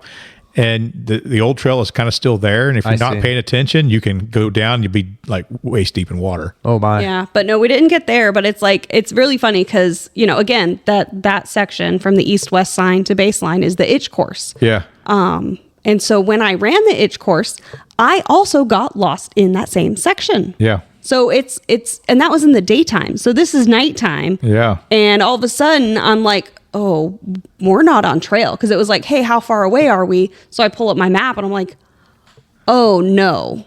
And so I knew, I'm like, oh, okay, so I don't know where we got off, where exactly we got off trail. I've seen a little section where you did a little out and back. Yeah. Yeah. So tried to do that, had to do some bushwhacking because it's like the trail is here. Yeah. You know it's here. Yeah. So it was Bushwhacked like with having Brandy. and we had to double back the next morning too. Just because those sections right there, they're not really well marked. Obviously, because they're not really, people aren't going out there all night. No. And not being able to. No, see and places. actually, of the Florida Trail, that section is probably the least used too. I believe Yes. that. Yeah. You know, it's the section that even the high foot traffic sections of the Western corridor, that is not it. Right. You know, so you can do the Western corridor all the time, but you know, people that do day hike sections and stuff like that, they don't use that section of the trail a lot for even day hiking. I could see that. Yeah. So yeah, it's not the best maintained. It's not. Yeah. I could see that too. But we were also getting to the point where we needed to eat a food and do some more resting. And that's when the next stop we saw Chris Prado and Greg Lawson. Yeah. You. Yeah.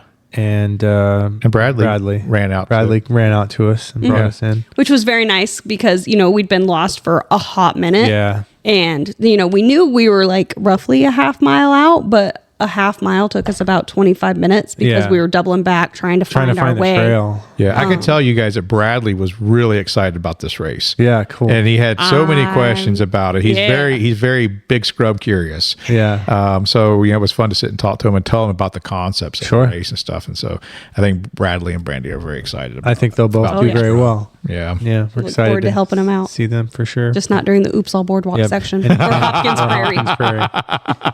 So we get through there, you know, we eat a food, hanging out. I don't think that stop was very long.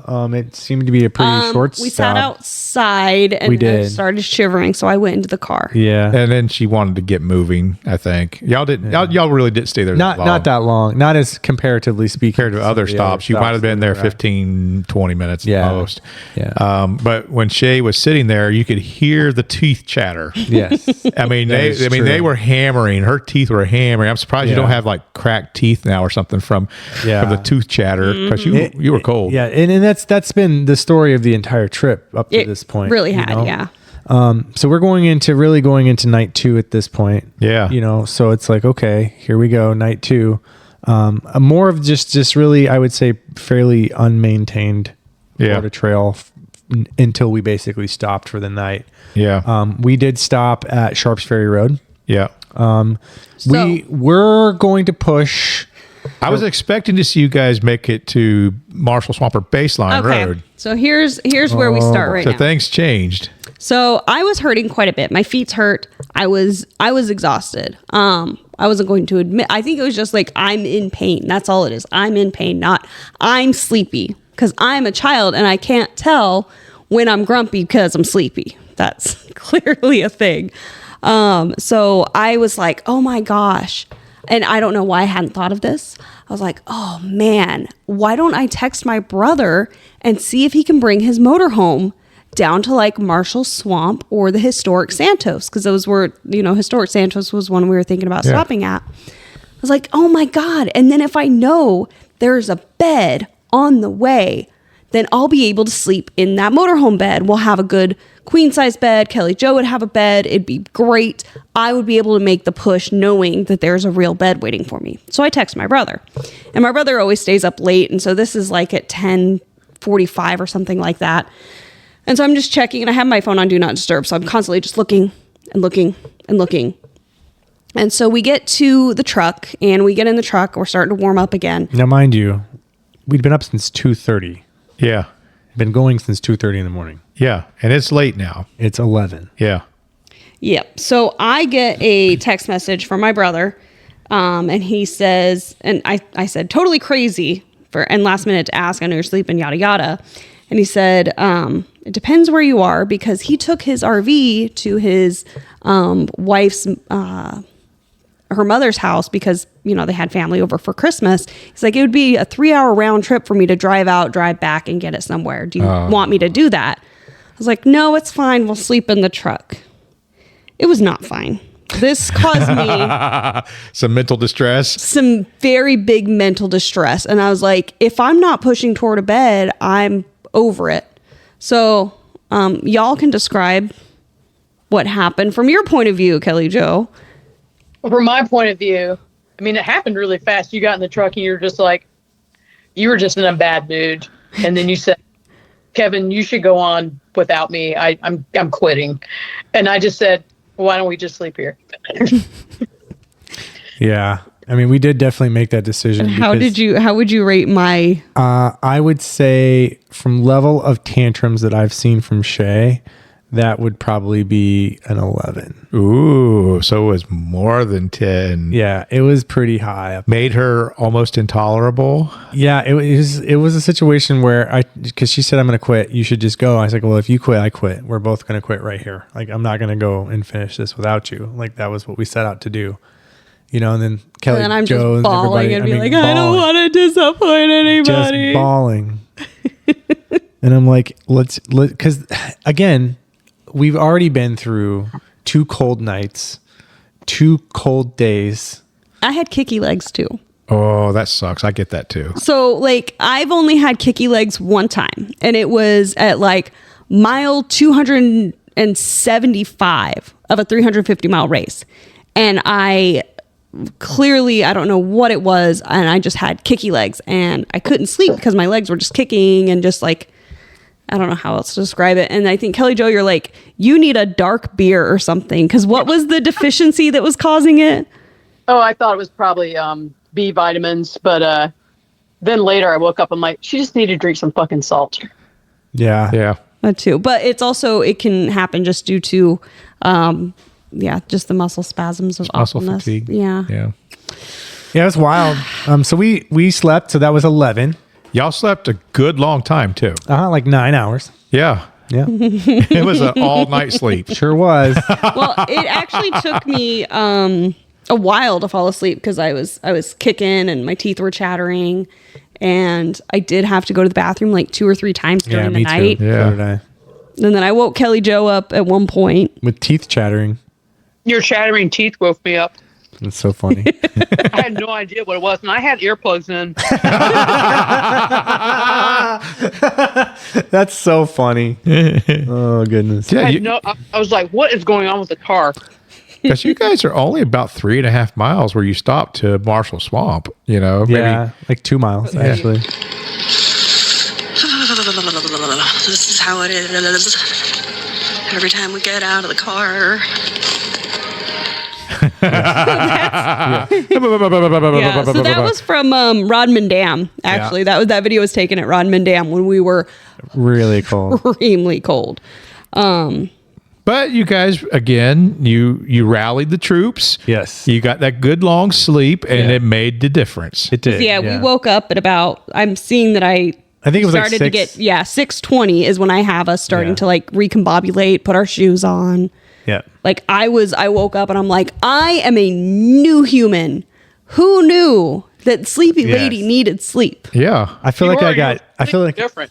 I really feel like I got gypped in this though, because the deal is we were going to go Shae's pace and sleep my schedule. Yeah. We went Shae's pace and slept her schedule. Uh-huh. Yep. So Shae was the anchor, huh? No, I did not say that. Joe. I think you did. I think that's how I interpreted that. I think you did. Oh. Again, it's a good thing when you do this stuff with someone that you know that you can fight with and still make up with later with. No, it was not a great time. I mean, it was, but it wasn't. Mm-hmm. It's always great when it's done. But this is the last day. This is the last day, day 3. Yep. And we had already been in a lot of communications with a lot of different people about who was coming out to spend Saturday with us. The big day. We got to Marshall Swamp. And oh my God, I'm over. There's videos of just me. I shitting everywhere in the toilet. Oh my gosh, yeah. So we get to Marshall Swamp, and like probably about a mile before, he's like, I don't know. I don't know if I can make it. I gotta go to poop so bad. I want to. And like Marshall Swamp. So Marshall Swamp is at, let's see, probably like mile 107. Yeah. 107 is the very first real flushing toilet. Yes. Trailhead. Yeah. That is correct. The first real toilet. Mm-hmm. And so Kevin's like, I'm going to hold out to Marshall Swamp. I did too. And it was. Did you get backed up? Oh, I won the day. I recorded a video of like, here we're at Marshall Swamp. Kevin's first having, his first real bath. We have our first real bathroom. And you can hear Kevin going, at the end of the video. Yeah, I felt a lot better, and we actually, we had kind of set our projection of when we thought we were going to be into baseline. He did. I didn't. He says we. I had nothing to do with this now. What we had been doing the day before, I was like, okay, it's going to be, what is it, 7:30 now? I think you said 10 o'clock. Yeah. Right. 7:30, 8:30, 9:30, 10. So 2.5 hours to go, that next 6 miles. 6 miles. 5 miles. 5 miles, whatever it was. And I was like, I don't even know how the math worked, but it was like, I think it's going to be 10 o'clock. And we start going and we start running. I was just feeling good. And we're running. Running. Well, you're very familiar territory. Yes. Yep. You ran this a lot. And in your mind, you know that you're right off the trail from where you stay. Yes. Well, yes, we're crossing the trail. I'm like, if you go 2 miles that way, I'd be home. I know that was on your mind. I'm sure that was on your mind from the beginning of the race to the end of the race. 1,054 feet. It wasn't actually too bad. Okay. Like, honestly, because it was just like, I have to pass this. Like, it wasn't, if it had been, 1,000 feet off the trail, I would have been more tempted. Yeah. Yeah. It being a couple miles, it wasn't too bad. Yeah, because mine currently is a couple miles as well. I text Kellie Jo and say, hey, we're updating the arrival. It's like 9:40 now. And I think you were going to the store, you went to Publix and did some laundry and some other stuff. Oh yeah, and you got a shower. Tell us about your morning, because you had a pretty good morning. So when we woke up, Kevin's like, you get to go take a shower, and we're going to be at the next place in baseline at 3 hours. So that's what I was counting on. And I went to Shae's house, and I got to pet all the kitties and took a shower, which was just honestly glorious because my head felt like a rat's nest. And you had some very stinky clothes. Oh my God. Yes. There were 3 things that were very stinky, and I thought, I'm going to wash them because they don't need to wear them, and I don't need to be in the truck this close to them. And so I washed them, and then I got the text that was like, hey, we're 30 minutes ahead of where we're supposed to be. And I was like, oh, fuck. So I couldn't really dry them like I wanted to. I charged that big lithium battery and headed out to you guys. And so when I got there, I felt really bad because, Shae, you wanted to put that shirt on that was sopping wet. But it was fine. I just rolled up my sleeves. You did? Yeah, it was. I was like, but it's wet. And no, it was fine. It was fine by the next stop or something. But we were having fun. We were having a good time, and they had during this time through baseline, it was Saturday morning, so the normal 5K baseline, 5K, 10K, half marathon was going on. Mm-hmm. So I got to chat with a couple people there, and they had asked what we were doing, obviously. So, I got to share Combat Racing, Where's the Finish podcast and things like that. And they said they were going to come out to some of our 5Ks that we put on. So, nice. So tell us about your experience when you came to my house and the cats were there. Oh, so my biggest fear was that the cats were going to get out and I was going to have to chase them around and I was going to lose your cats. And I would hate the rest of my life.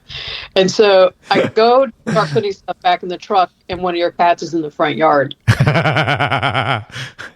and I can't figure out how he got out. And so I start to sort of like chase him because I'm going to catch him and put him back in the house, right? So I chase him around to the back of the house and he just disappears. I'm like, what the fuck? And I go back in the house to look for him and I don't see him, or I don't know what I was trying to do. But then I go back outside and then the orange cat's outside. And I'm going crazy because I think I'm crazy. I can't figure out how they're going through the walls. And so somehow I end up on the lanai and I catch the orange one because that's where they are. And I'm like, oh, I see the cat door that comes into the lanai, but how did they get into the lanai? So I put the orange cat back in the house and the orange cat comes right through the cat door that's in the lanai door. Yes. So Yes, then I figured these cats can go outside. Yes. But I was so tired, I could not figure it out. That's very funny. It's the only way to have a cat because I couldn't have a kitty litter box. I can't do Yeah. the litter box. Yeah. They go out there. And you don't know where they just hang go. out, they hang out in the yard. Pretty sure they poop back behind the shed. That's the one place that mowing does not happen back there. So that's like their privacy. So I'm guessing that's where they go. Yeah, that's the way to do it. Yeah, for sure. So Kellie Jo showed up the baseline. And We're eating some food. Susan. We grabbed Susan.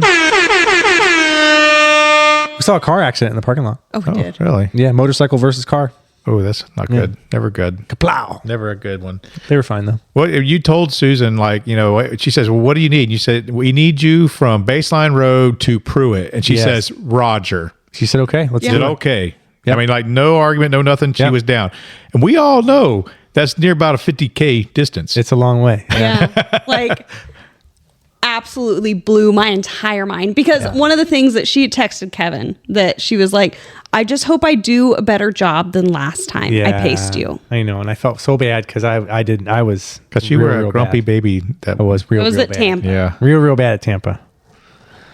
But nope, I was different. I was in great spirits. We were Got some running. coffee. We got coffee. We did 2-1s.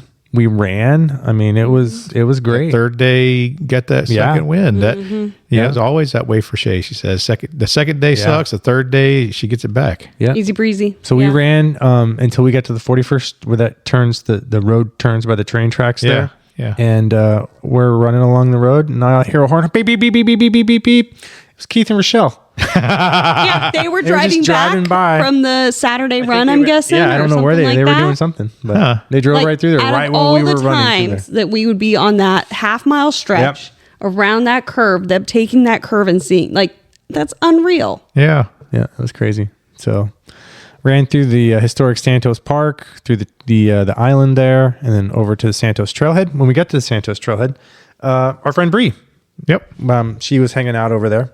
Oh, cool. We got to see her for a little bit. And then when we got to Santos, we got there basically the same time you did, Kellie Jo, I believe. I think I saw you pulling in and parking. Yeah, because you as went we back were to my walking up. house, right? Yeah, I went Subs. back to your dry the clothes. Yep. And then go get pub subs, and the lady took so long. Wow. We know we've had her before Yeah. making our She is a shows. real sandwich artist, right? Because she wants to take her time and make a perfect sandwich. I wouldn't call her an artist. I will say that it was a very delicious sandwich, and it hit the spot. It really Well, did. I'm glad to hear that. But then I went back and got the clothes, and then that's barely met you guys in time. Yeah. So Ron and I mean, Verity, it was perfect. Yeah. we got to hang out. Ron and Verity showed up at Santos. And so Verity had gone to your group run. So yeah, in the morning. that morning we had combat racing. We're doing monthly trail group runs, just checking off different trail areas. And I wanted to do the section at Ross Prairie, the new Florida The new Trail trail. reroute. Yep. Down into the rock garden. Yeah. And I hadn't seen And it yet. in our minds, you had set this up because we were going to make it there. By I hoped you would. we We also also did had as that well. I did hope you would. We did have that hope until we saw the weather report. Yeah. Yep. So, so they came out and we all had fun doing the group run. And then we were going to get some breakfast, but they didn't have enough time. And they wanted to meet you at Santos. So they made the baseline, made the B line to drop off one car at Lambridge and then go over to Santos and Yep. drop off a runner. Yep. You know, So yeah, she was there. Yeah, we picked up Verity, and I got to chit chat with her for quite a bit as well. So Verity kind of stuck with me as I was moving a little bit faster, and I think Susan stuck with you a little bit as well. Yeah. So it was kind of I was using her good toilet paper. Yeah. Quite a few times. And I think it was it at that point that I asked you to pick up Imodium? Yes. Yes. Yeah. So meet at Yes. Landbridge with Imodium because I was going a lot. No, it wasn't that was a Wawa. That was Nope, it was Landbridge. No, There's no Wawa on the course. 40 yeah, it was, second or 40 it Unless was, you guys were 200. staking in and 49th. out, there's no Wawa on the course. Yeah, it was 49th or 200. Yeah, it was 49th. Okay. Yep. Yeah. Right. No. Not us going to it. Not us, Joe. Come on, Joe. I'm learning something here. Come on, Joe. Anyway, So y'all had nice flushing toilets. We did, from Marshall yeah. Swamp all the way on, just about. almost So, kind of. But yeah, we got to hang out with Verity, and I got to do some more sprinting. Yep. I dropped a pacer. she was actually a little bit injured. Yeah. So Oh, really? yeah, when she came Yeah, out, her hamstring's been bothering she's her. been having some hamstring issues. I found that she can walk still. Yeah. She dude, I was pacing. We were running together, and she'd get out in front of me, and we'd get to our little. I'd do little run walk intervals, and she'd get to the walk. She just starts walking away from me. I'm like, slow it down, girl. Get behind me. Yeah. So yeah, Yeah. So that's she was great, and we love hanging out with Ron and Verity both. So got to spend a lot of time with them.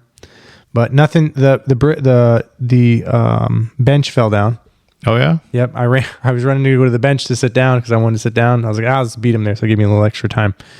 It's gone. Which bench was this? The where the bike trail, horse trail, Florida trail meet, They'll kind of connect right there before you get to what is it? right before you get to the paved trail. Yeah. Oh, yes, the little pavilion one. Yeah, Yes, the yeah, pavilion one. yeah. Yeah, it That fallen. really nice one. It had fallen, and It you were fallen. sitting on it, I even though was. it was barricaded off It with caution was. tape. I sat on it anyway. We won't tell Bree. Bree, don't listen to this. Yeah, she don't care. Anyway, Got into Landbridge. yep. I feel like that was a quick stop. It was. You didn't spend too much time there. We put some sat food there, in we you. You ate wanted some, you wanted some ramen. potatoes and stuff. I had some ramen, had a energy drink, Charged your phones. charged Yeah. phones, Yeah, charged that's watches. right. Watches too. Yeah. So it wasn't I mean, it didn't feel like we were there for an hour. Yeah. But I will say I'm getting very frustrated with my watch right now just because the battery. You need Garmin. No. Garmin battery is worse. It's just my watch is like almost 4 years old at this point. Yeah. So I might be coming to the point where I need to replace my watch. Yeah, mine's about 3. You know the Because new, it's like, I mean, I had to charge my watch at what, like 60 hours in. Mm-hmm. So I didn't like that, but yeah, the new Vertex 2, you can remove the battery and replace it. By the way, that's pretty interesting. yeah. So the Vertex 1 you can't. But anyway, so No, we have 2s. no, I mean 3. no, it's fine. I'm not going to argue with you. If you got one of those, you need 2 or 3 watches. Right. So anyway, we leave Landbridge. Yeah. And we're heading. And Verity keeps going with us. Yeah. 'Cause she was going to stop at Landbridge. Yeah, 'cause and the she was first one having was. such a Yeah. fun time. She wanted to keep going. She wanted to keep going. So we get to. I run up the hill. Mm-hmm. I ran up almost all the hills. Landbridge. actually. Just sprinted up Landbridge. I did. Yeah, I was feeling It's pretty very good. funny. Yeah. I was feeling good. Even that big hills on the trail, sprinted right up them. I will say almost through the entire thing, I didn't see you too many times where you weren't smiling, looking like you were having a miserable time. So whatever miserable times you were having, you covered it up pretty well. Well, the videos. I've got some videos. Yeah. Honestly, we were watching him yesterday. He's like, oh, I man. was feeling that bad that early. That's like Why do I look like that? That's not good. So unfortunately, we don't have a lot of the party videos from the time we, because we would also put on, well, I don't know. Did we put on happy faces for you or no? You would. Well, I would say when you guys left Landbridge, it was starting to sprinkle. It was sprinkling. Yeah, Just a little, just yeah. a little bit, Just but a it wasn't little bad. bit. Susan No. put her raincoat on and it stopped. So that's Yeah, all as soon we as Susan would put her raincoat on, it worked every time Every except the single time. last time. My mama says it's sprinkling. Yeah, and then we ate some food at 49th Probably. and just put my feet up. Remember Yes, that? you were in the big put your feet up stage. Yes. Yep. I was starting to get tired, just tired. And so Verity peeled off there. 49th, Yeah. yeah. Did she run back or did she get a ride back? I think Kellie Jo took her back. You took her back? Okay. Thank you. Yeah. You had like all this like crazy coordinating stuff that's beyond. Well, luckily the stops were really close together. Yeah. You know, because I just had to take her back to Landbridge. Yeah. And that's like a 15-minute drive. Yeah, it wasn't Ish. far. Yeah. Yep. So then after that, it was the Make your way after to 49th off make your way to to 200. 200. Yep. You guys had a good stop at 200 too, didn't you? It was short, I think, but It was a great, fantastic stop. So Yeah. we get to 200. But I want and- to pause because I want to talk about the Florida Trail, the new Florida Trail. Yeah. Oh, yeah, That's okay, where we sorry. ran our group run through. Yeah, I mean, that I had never ran through there. Pretty cool, isn't it? It was amazing. Kellie Jo, you have to spend some time and run through the new Florida Trail. It's like when you do Big Scrub, Yeah. you'll be Yeah. able to get it's like peek out. I don't know if anyone else is calling this, but I'm gonna call it this from now on. I'm gonna call it the Rock Garden. That's what Susan called it. That's what she called It it. looks too. it's like a freaking rock garden. So, down there. Susan was really excited because she's been on it a bunch. She's been on it like since they like rerouted it originally. Yeah. Yeah. and so she's been just like, oh It's been my like gosh, a I'm year so, since they've done it. That's She's crazy. like, I'm so excited for you. Yeah, because I've been running so much road. Yeah. It's like I'm so glad I get to show you guys, and then it was going to be in the daylight, and Yeah. so she was that much more excited to show us. Now to picture this, there are these giant, massive limestone boulders down in this thing. They're just piled up around each other, and they're all covered with like these beautiful green ferns. Yeah. Mm-hmm. And it's down in kind of a hole. So you got, these piles of dirt. So you're basically running down where the diggings happened in the canal. Magical. And when it's just different. I mean, just like it feels like a scene from Fern Gully or something, and I can see little pixies flying around or something. It's just a really cool little spot. Yeah, it was really pretty through there. Yeah, so we were very grateful we got to there during the daylight. Yes. Yep. I would have been sad if we had Yeah, not, because it was me really too. just gorgeous. And it was like the right lighting too. Like Mm-hmm. it wasn't quite twilight, but it was starting to get a little maybe we need bit. to talk to the Skunk Ape, the race director, and see if he can reroute Man. the Skunk Ape 100 Honestly, to pick up that section. it's really pretty. because it's gorgeous. It down really there. is. But anyway, so we get to 200. I had mentioned something about tacos in a group chat somewhere. And I did not give anybody enough time to make any kind of tacos. So I apologize for everyone in the group chat. But Chris and Laura did stop in and see us, and they brought us pizza. hot, fresh Well, pizza. Kellie Jo put it into a text to me and Chris. She's like, if someone wanted to bring some food, maybe a pizza or something. Yeah. And Chris said tacos, but then he didn't have time. But then he went and got you a pizza. He did. And I'm very we knew thankful. that was going to be very popular with Yes. you guys. Yep. I was very happy about that. So we had pizza at Highway 200. We did. Yeah. And we sat there for a little bit, obviously, kind of just doing the same what we'd been doing. But, I think overall we'd been eating food well. I mean, I don't see anybody who was like, I'm not eating food. Probably the only food mistake that happened was that one night you didn't eat before. I didn't eat before. 'Cause I That's a ate- definite mistake. I don't know what I ate, but I ate something. Yeah. I should have eaten because I crashed like hell afterwards. Well, I will say from Highway 200, I was on a constant dot watch because I was starting to time when I thought you guys were going to finish. Yeah. And from Highway 200 to Pruitt took quite a bit of time for you guys to make that. It did. Yeah. We were hurting pretty bad. Shae had a tantrum, another tantrum. I did. A bench tantrum. So I was like, my feet's hurt. And so I was like, I know at the top of this climb, there's a bench. I know there is. I'm going to sit on this bench just because, you know the trails. And I know exactly at this climb, there's a nice little Eagle Scout bench up there. Yep. Oh my gosh. So we're going up. And somehow, like in my tantrum, my camera senses it because I'm recording, trying to go up this hill. And Kevin's like, there's no bench. I'm like, there's no bench. She threw a huge fit about this bench not being there. The bench was broken. It was on broken. The ground. Yeah. So I had to pick it up and like makeshift a bench and hold it together while she sat down. And I sat on the other side to like counterbalance it so that we wouldn't fall down. And I was like, And I did bench timing as well. So I would say, okay, we have 2 minutes on this bench. And I would watch. I would make sure we did not exceed our bench time. I seen you set your watch 1 or 2 times while we were out there. Just say, count down the timer. yes, Yeah. exactly. Like I just look at the time because it's, I only have the time going. yeah. Yeah. So we got to that section. And when we got to 200 initially, they were like, do you want your rain ponchos? We said no. It says it's not going to rain till 9 o'clock. Fat mistake. We're going to be at Pruitt before 9 p.m. Okay, but I can tell you, even if we had our rain ponchos, they would have done nothing. No good. That is true. No good. We would have been soaked to the bone whether or not we had a poncho. Yeah. So it a was little after you bad. guys started heading out to Highway 200, it just opened up. It was close. We had about probably 2 miles to go. I think it was about 2 miles left because we had just came down that last hill Yeah. and we came into the prairie section. Okay. And that's when it let go. Yeah. Right there. And when it came down hard.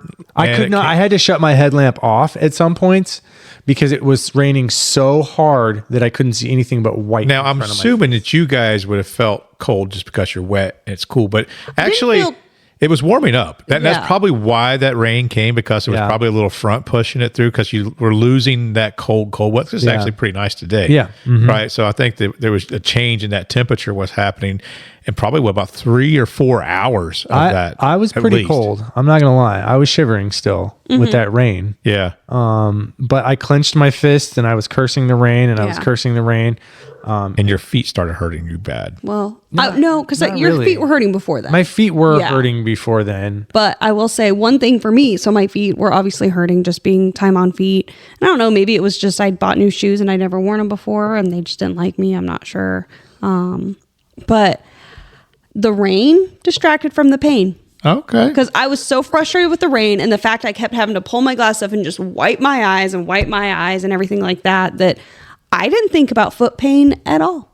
I just, my Kevin focus did was because he on- called me. Well, Well, the that was only later. reason That was later. the only reason I did that was because I took my shoes off when we got to the truck. Because I needed to change shoes and socks because they were So, soaked. yeah. Right. So when we got to the truck, we both just full stripped down to nothing Yep. because at that point we're at mile like 139. Yep. So we don't have that much farther to go. But we're at the point we're not going to do it soaking wet. Yeah. It's just not. It's. I didn't want to we're risk not having it. chafing and being that much more debilitated. So I was like, we need to make some executive decisions on what And to do. I here. had also planned, since that last section is all road, I'd already had road shoes. So I was like, I was potentially going to change to the road shoes anyway. So that just kind of allowed just a full change and fully refreshed going out of there. I made a mistake. I brought 3 pairs of shoes. I brought 1 pair of Hoka Bondis, standard width, which I run in wide width. So that was a mistake on my part. I brought a pair of Ultra Venture 4s wide and a pair of Ultra Venture 4 standards. The Ultra Venture 4 wides I don't like to run in because my foot shifts a lot in there and it causes blisters. The standard is the one that I ran most of the miles in. I ran 130 whatever miles, 39 miles up to that point. Swapped into the wide Ultra Ventures and changed my socks. That's why I took the tape off. Yeah. Because the tape was coming off with Yeah. my sock. Yeah. Essentially. It was wet, and it Yeah. just was just the glue was just falling off. Yeah. So that's why I had showed you the blister. Yeah. That I had on the end of my foot, and it actually wasn't a blister. Yeah. It was just my toe had been mashed so much, it had deformed angry. my toe. Yeah. Your toes will take the shape of your shoes. Yeah, and that's what happened. It deformed that little pinky toe. But anyway, so I taped it up really good. I had no problems with it. Yeah. I didn't figure you would. I mean, I just know that you probably just wanted to talk about your foot for a second. Well, and I was cold and I was Yeah. wet and I was cranky. So we got you taped up, and you went on down there. I didn't, yeah. And Jacqueline made us some crack. My statement to him was like, so- "You got like 11 miles left, Kevin." That's true. Yeah. Well, Susan bowed out at that point. Yes, she did. She freaking took us from baseline all the way to Pruitt. Unreal. Yeah. She paced us 27.58 miles. Yeah, almost a 50K. And like, yeah. it's amazing. She just out of nowhere, like, yep. And I was even talking to her. I'm like, can you imagine how amazing your fitness is that you can just on any random Saturday go do a marathon. just go out and pace this? Yeah. Also, it was very funny because she often forgets how long a marathon is because she's never done a marathon. Yeah. And so she was like, oh, I'm at a marathon. And she was at 25 miles. Yeah. It's just like, it's like when we did gate to gate, she also thought a marathon was 26 miles. It's so like, funny. Yep. Well, she's got a real trail marathon coming up. Yeah. she does. She did do it last year too. So that's like the only marathon she's ever done is a trail marathon. Yeah. So we called in reinforcements, and Tyler was so graciously came back out and walked with us to the finish. Yeah, he said, I'm going to go all the way to the end. And he with him." did. And we were actually very thankful for that because he did a good job of herding cats on the road. Yeah. Herding Kevin cats, because if it was up to me, so you have like 3 miles on 484. And luckily it wasn't during like rush hour because we know how awful night, I've yeah. done that before. But yeah, so night, so you can see the cars coming from far away. But me, like having come from I don't have a proper fear of cars, I think is my problem, just because I've done so many like nighttime, distance, all that kind of stuff with a lot of traffic by me. I was like, oh, there's a huge amount of shoulder here. This is great. I wasn't even planning on getting off of the shoulder onto the grass, but Tyler and Kevin did. So I was like, okay, I'll go along with them and do that. Well, whenever y'all left Pruitt, because it took you a little while to get out there. And I think we were there for about an hour. But we hour had and to a strip half. completely down, Yeah. retape our feet. But whenever I didn't reach. I was heading out, kind of making my way towards the finish, and was tracking your dot. And I didn't have exactly an idea specifically where you're at. And I'm like, but I got to where your crew was at, and I'm like, yeah, it looks like they just left Pruitt. And they're like, because it looked like you'd only moved like a half a mile past the aid station. Yeah. And I thought, well, I thought they'd be a Didn't lot you get bit a further. shoe change? I changed shoes at Yeah. Pruitt. Yeah. Yeah. I changed socks, shoes, and put all new clothes on. But it took you, but Wait, didn't you? What'd you have Kellie Jo drive up to us and give you though? Oh, gloves. A new pair of gloves. Gloves. Okay. Yeah, because mine were wet and I had one in fresh gloves. So well, I got a chance to sit down. My wife came out with me, and then Tyler's wife was there, and then Kelly was there. So we all kind of just sat for a little while and got to, chit chat for a while. Yeah, It was and nice. this was the stop that I put in was basically, and I did this for a reason, just because you want to make sure you can see it, especially if it was at night, of when you go from 484 on back onto the Florida Trail in this really dumb little cut through section. Yeah, it's a very short section, like a mile or two. I hated it. Kevin was fucking not a hated it. fan I was of so it. pissed off at The it. ground is usually uneven because they plow it up, shitty. and then it's usually overgrown with weeds. It was. It wasn't too overgrown. It was mowed, It was mowed, but but it was it still was pretty bumpy, overgrown. bumpy, bumpy. Yeah. So that's because they always plow that section. For And the I fire was break. very grumpy with Joe because I'm like, Joe, this is what the mileage Oh says. yeah, we were very grumpy with Joe. We had a nice little He's debate like- about the he's like, mileage. You're only like less 4.9. than 5, He said 4.9 4.9 miles to the miles. finish. I'm like, Joe, my watch says this, and this has been on She track says, the "Do entire not." time. She says, "Do not joke with me, Joe." She's like, "This is not funny." She's like getting on to me like I was Like you were razzing her. I thought so too. I was like, Joe's fucking around. I'm Joe's like- out here fucking around with the distance. I'm gonna be pissed as hell. I'm gonna stop at 4.9. He's gonna drive his ass to me right fucking now. I was it. bitching the whole time. I says 4.9, and then I just let y'all go out mad. Yeah. And then we drove to the next aid station. I'm telling everyone, all the crew, I'm like, I don't know why they picked this aid station. It's a mile from Yeah. the finish. Well, I put it at 146 because it was. And Shae's like, no, I will have 4 more miles to the finish from there. yeah. Yes. I'm like, okay, Shae. all I know is Shae sat on every bench. Almost No, every we bench. did not. No, I think I even have video of Tyler saying, you'll be proud of them. They didn't sit on every bench. That is true. And actually, Tyler, once he got it, actually, y'all moved pretty good with him. yeah. Y'all were moving at a good clip Yeah. with Tyler. I pooped my third day Mm-hmm. at the porta potty there at the Yeah. Ball Diamond. So, Backside of you Ball know, Diamond. the earlier in the day, I think Kevin said I projected you guys would finish by 10. Kevin said 12. You said said 2. 2. I think Shae was closer than everybody else. Well, I've set the pace. she Joe. set the pace. we had to go her I pace. knew what pace I wanted to So go. we were watching your blue dot from the last crew stop, and we could see about where you were. And it was taking a while to get that little road section done. So I walked out to go meet up with you guys and walk in, and then immediately Shae says, "I'm sorry, Joe," and then she hugs me because I felt real bad. because she realized that I wasn't being mean to her, that she really only had like another mile and a half left to go. Nice. And you guys didn't need that crew stop. We did not. Y'all just blasted right through it. I Yeah. mean, there's a mile to the finish. You know what's coming up. Yes. Yeah. I can push my way through a mile. Yeah. So yeah, we loaded everything up. We had the crew had an opportunity to sit and chit chat. Stacy was cold, Yeah. out there, so she had to get in the car a couple of times. It was chilly out there. That hill fucking sucks. Started to cool down. Yeah, That last hill. yeah. That's one of those few places Yeah. where a person could do hill repeats. That Denellen Hill. There's one. Yeah. And we found it. And then Stephanie, Stephanie came to the finish. Yeah. one of the members of the Triple S squad, she lives probably about a block and a half She can from that trailhead. She walked there. Yeah, so she walked over to the trailhead to meet us in the wee hours. Yeah, she said, Joe, let me know when you guys are getting closer, when you know what time you think you're going to be. And so I texted her, I'm like, well, I'll let you know when we're leaving here to go there.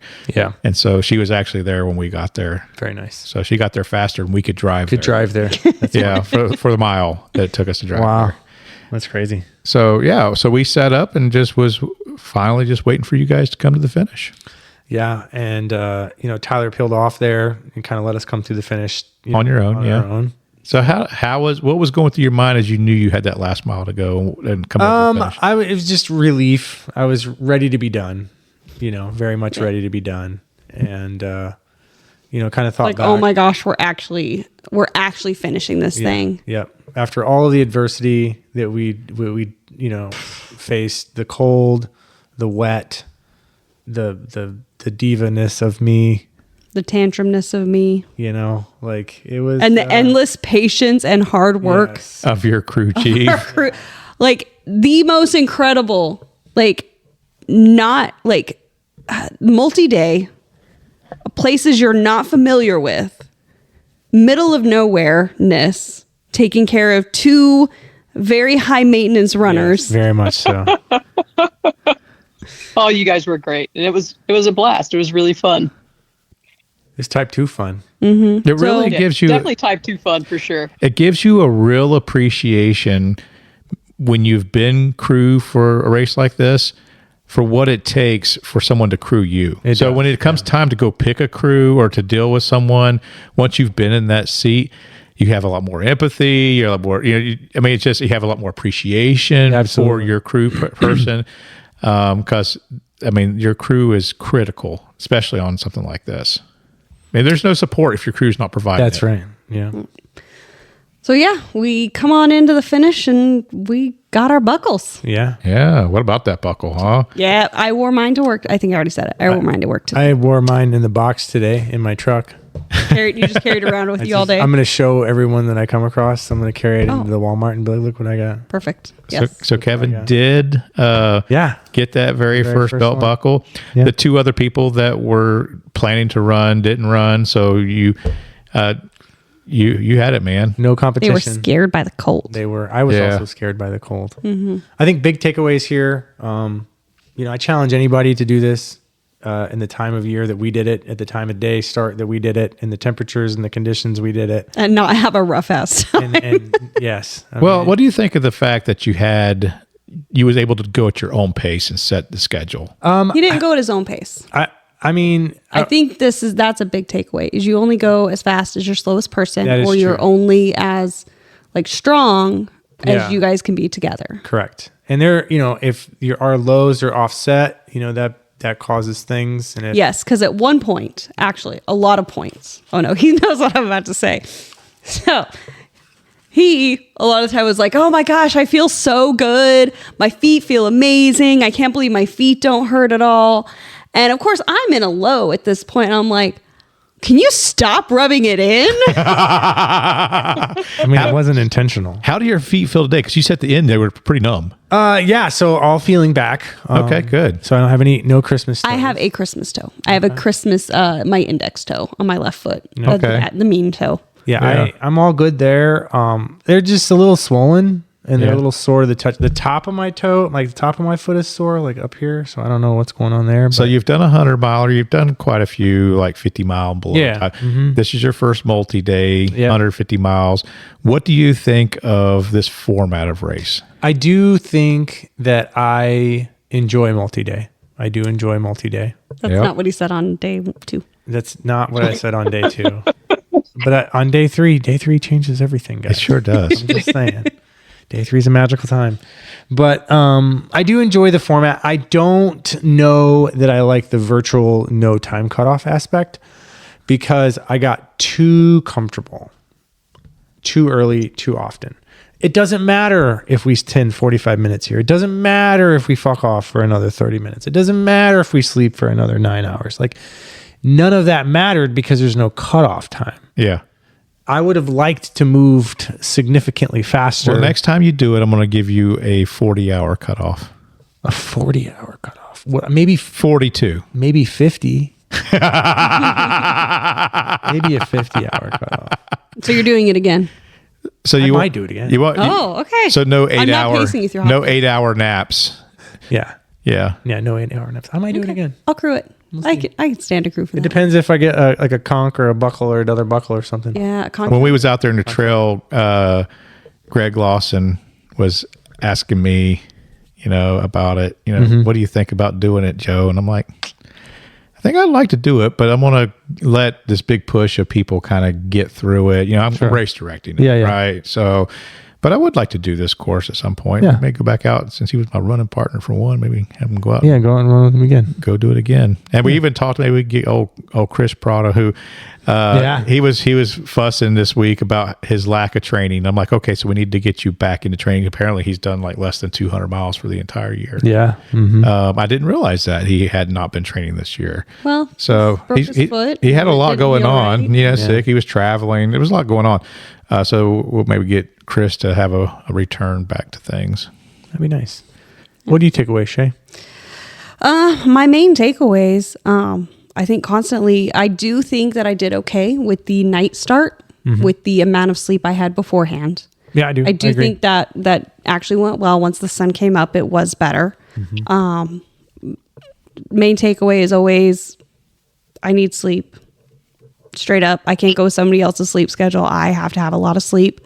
Imodium worked fantastically. It stopped the issues that needed to be stopped. And I don't know if I should have taken it earlier, but I Probably. think I was at the point where I was going a lot more than I had been before. So, yeah. I know you've teamed up with Kevin for shorter distance runs before, and I know you've teamed up with other people during longer distance runs before. What was your thoughts on doing this by yourself versus doing it with a partner? Without hurting, you don't have to worry about hurting Kevin's feelings. Well, no, I'm just thinking like if I had done it by myself at that temperature, yeah.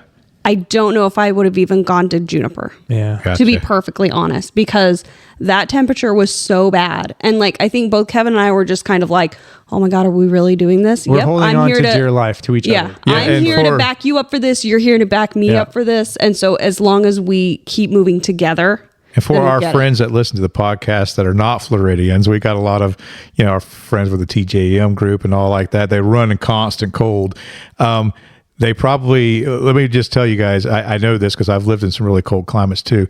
A wet Florida cold is harder than what you might think, especially if you are acclimated to warm Florida. A 50-degree weather for us, it's no joke when people come down here and you're laughing because, it's 15 where you just left from. You come here and it's 60 and people are bundled up in toboggans and hats, and you're running around t-shirt and shorts.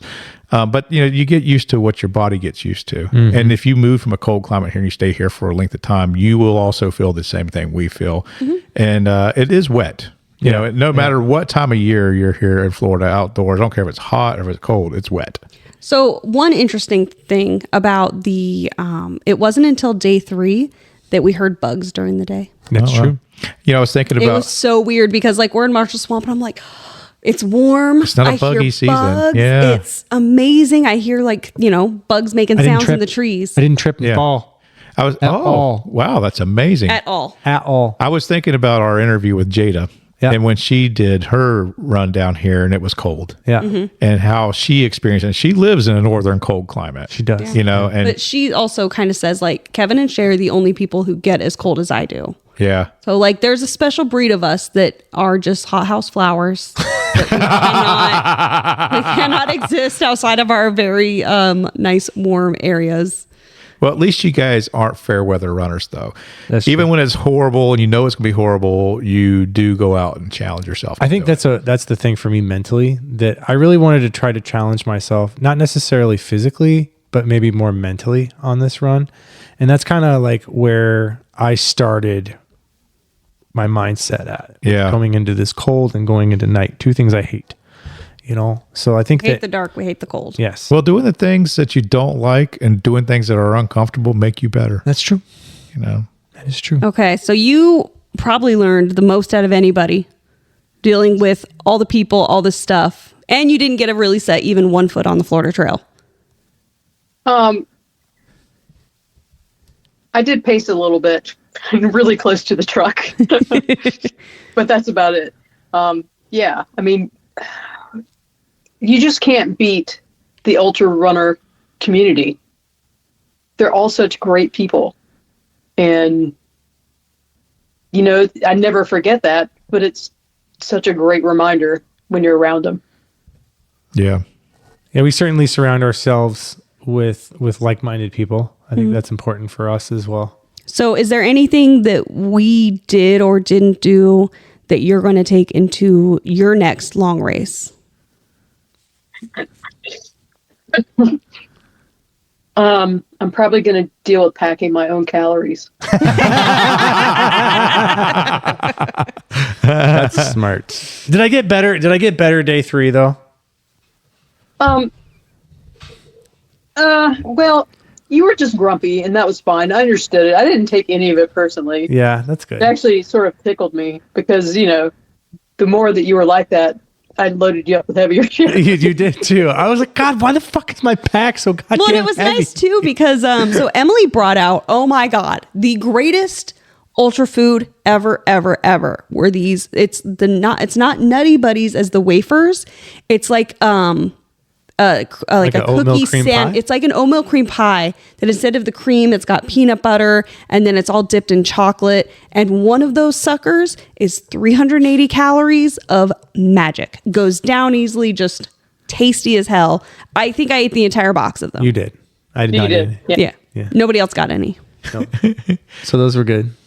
Well, I am looking forward to seeing this race grow and seeing all the new experiences people are going to have. I'm ready doing it. for our record to be smashed. There are definitely some runners coming up that will Yes. be smashing that record. Oh, yeah. Oh, absolutely. Yeah, I have no doubt that we've got some folks out there that are, in the sub 40 hour finish probably. Absolutely. Oh, yeah. And again, we aren't the fastest, But you were the first. we were the firstest. Yeah, and you know what? The fastest can be taken, but the first will always be the You first. should open this card. Oh, read it. I've got a card in front of me, and it's really cool. It's got Shae's address label on it, and it's got you can't see it, but I'll pour it up there. It has the She'll see WTF it. label on there. It's really cool. So I want to open this thing up and see what it says. Am I reading it out loud? Sure, Yeah, you you can. can. Okay.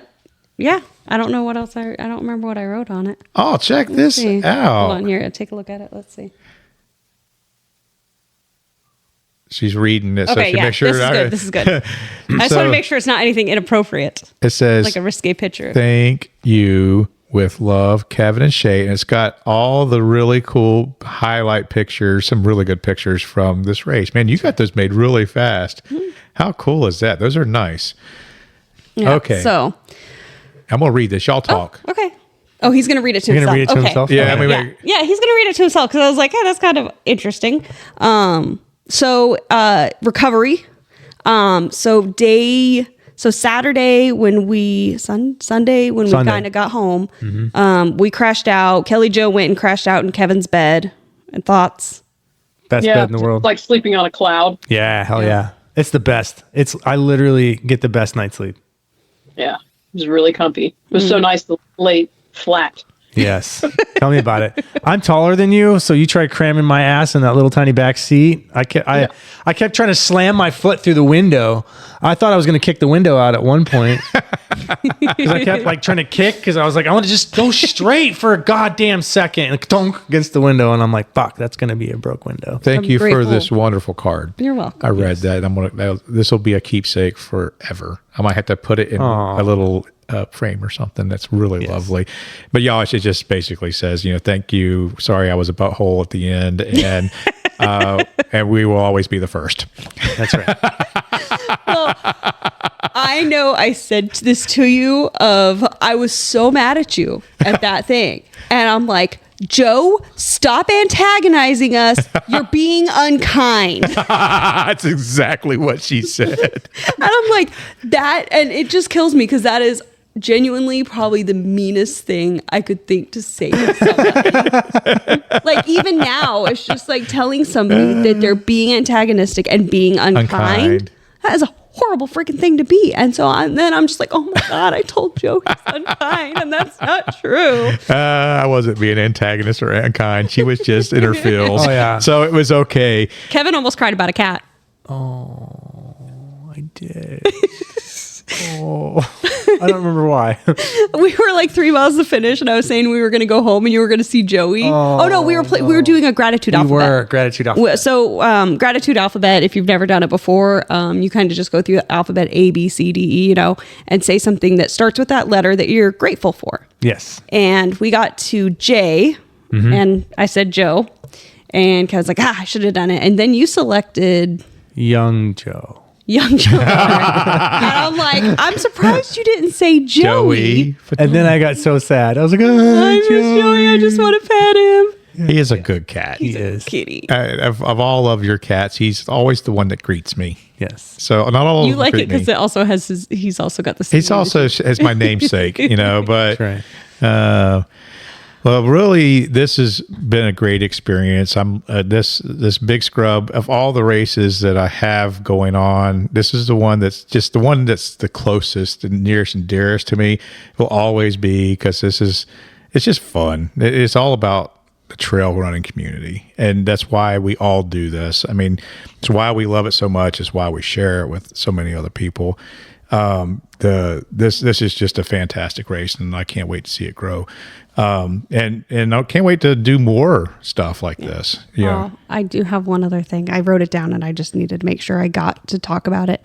So, Susan, as we were probably around the Ross Prairie area after, Rock Garden.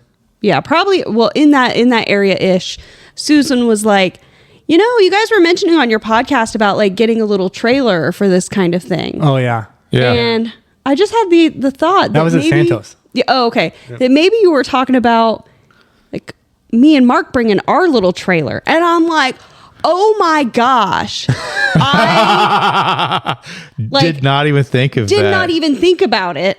That would have been And perfect. So then, my brother not being able to bring one to me, bring like a place for us to sleep, caused me to have this total meltdown. Yeah. And then having no reason to push. But then it was just like, oh, this whole time, Susan and Mark could have parked it somewhere, and we could have slept inside. It's small there. enough. It's so small, You too. could have connected it to the truck, and it could have just been towed Just through the yep. whole course. Through the whole course, like yeah. we did with Yeah, the but Across then- Florida. We KJ would have had to do having that camper there whenever I did the Across Florida was so nice. Yeah. I don't know if you would have been able to get me out though, honestly. Yeah. We would have slept the whole time. A lot more. Yeah. But it was very funny that like Susan brought that up, and it was like, oh. So We didn't think about it then, but we did now. Yeah. Yep. We were just so obsessed with the can't stake in, can't stake out, can't go to our houses that we didn't think about like, what if we had a little enclosure with a house with us? Yeah. Then we know people Well, we who have have to keep them. the issue is we got to keep it fair. Everyone Yes. doesn't have that same luxury to have a house on the trail. So I'm closing on my house. maybe they should consider buying a house 1,000 feet from the trail. Yeah. Not mine, though. I haven't closed yet. Let me close first. But I had a great time, honestly. I would say it's a night and day difference between my experience at Tampa and my experience at Big Scrub. Yeah. Completely different. You didn't have to chase cutoff. I know you said you didn't necessarily like that, but I think that plays into it. I think so a little bit, but also like He was chasing his own cutoff constantly and then redoing it with the trail mask. yeah, and then but I had plenty of fuel, like gas left. Like I mean, I was running and jogging and That last day we were doing some good bebopping around, like Yeah. no big deal. Well, you're sleeping normally if you're doing 100 mile, you don't sleep at all. True. And then in this one, you're 70 miles in and you're taking a sleep. True. Yeah. So, I think you can, I like to set it to my own pace. I get so frustrated with cutting cutoff times, chasing cutoffs. And I'm always slow, and really the big ones I can't do because of the cutoffs. I think Cocodona's next for Shae. No thanks. I'm good. What do you mean no? What do you mean no? No thanks. No, I'm good. You don't want to run it together?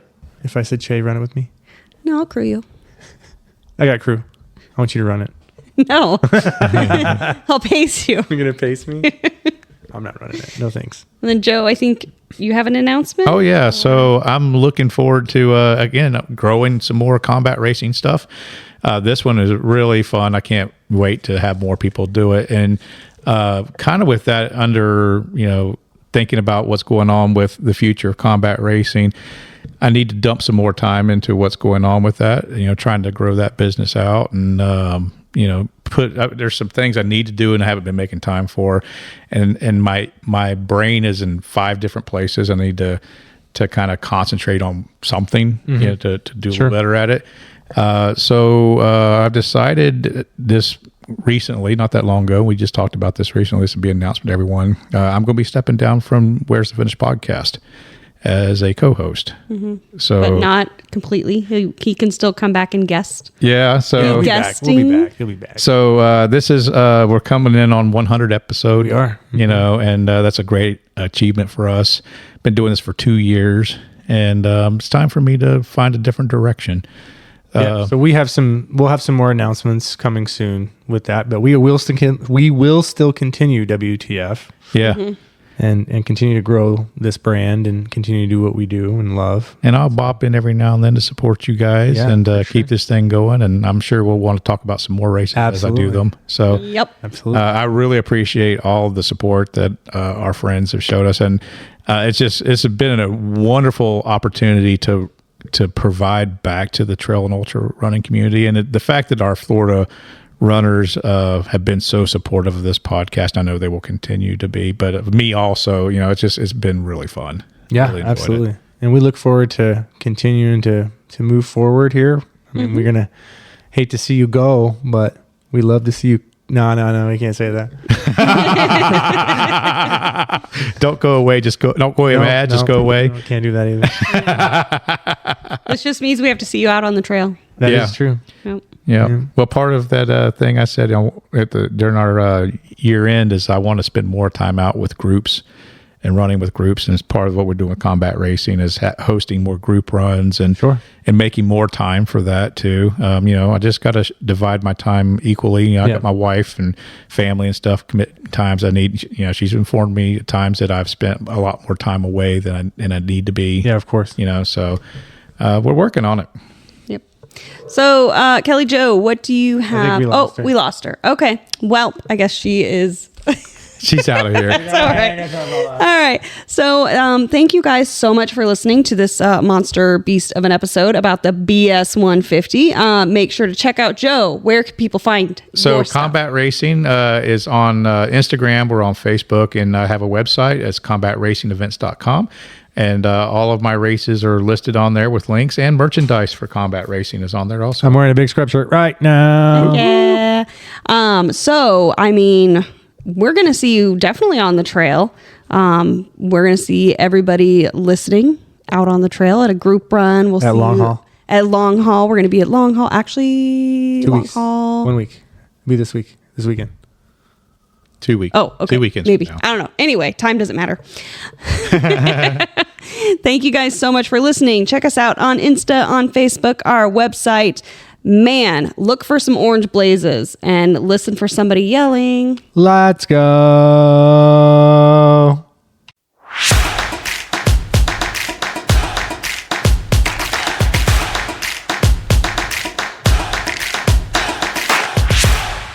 And they're freaking expensive. And then I went to Under Armour. But wait, you were at the outlet. Doesn't Yeah. that mean they're supposed to be cheaper? That's not what that means. It's not really. Yeah. That's what that illusion that they want you to think. But it's not really the case. Gotcha. Yeah. It's an illusion. It's a big, fat, lying illusion. Yeah. Or they say, "Oh, look, you get." I will. If I go to the Under Armour store, though, I do get Under Armour stuff cheaper there. Yeah. At the outlet, because if you go to like Dick's Sporting Goods and buy it, it's freaking expensive. Kellie Jo!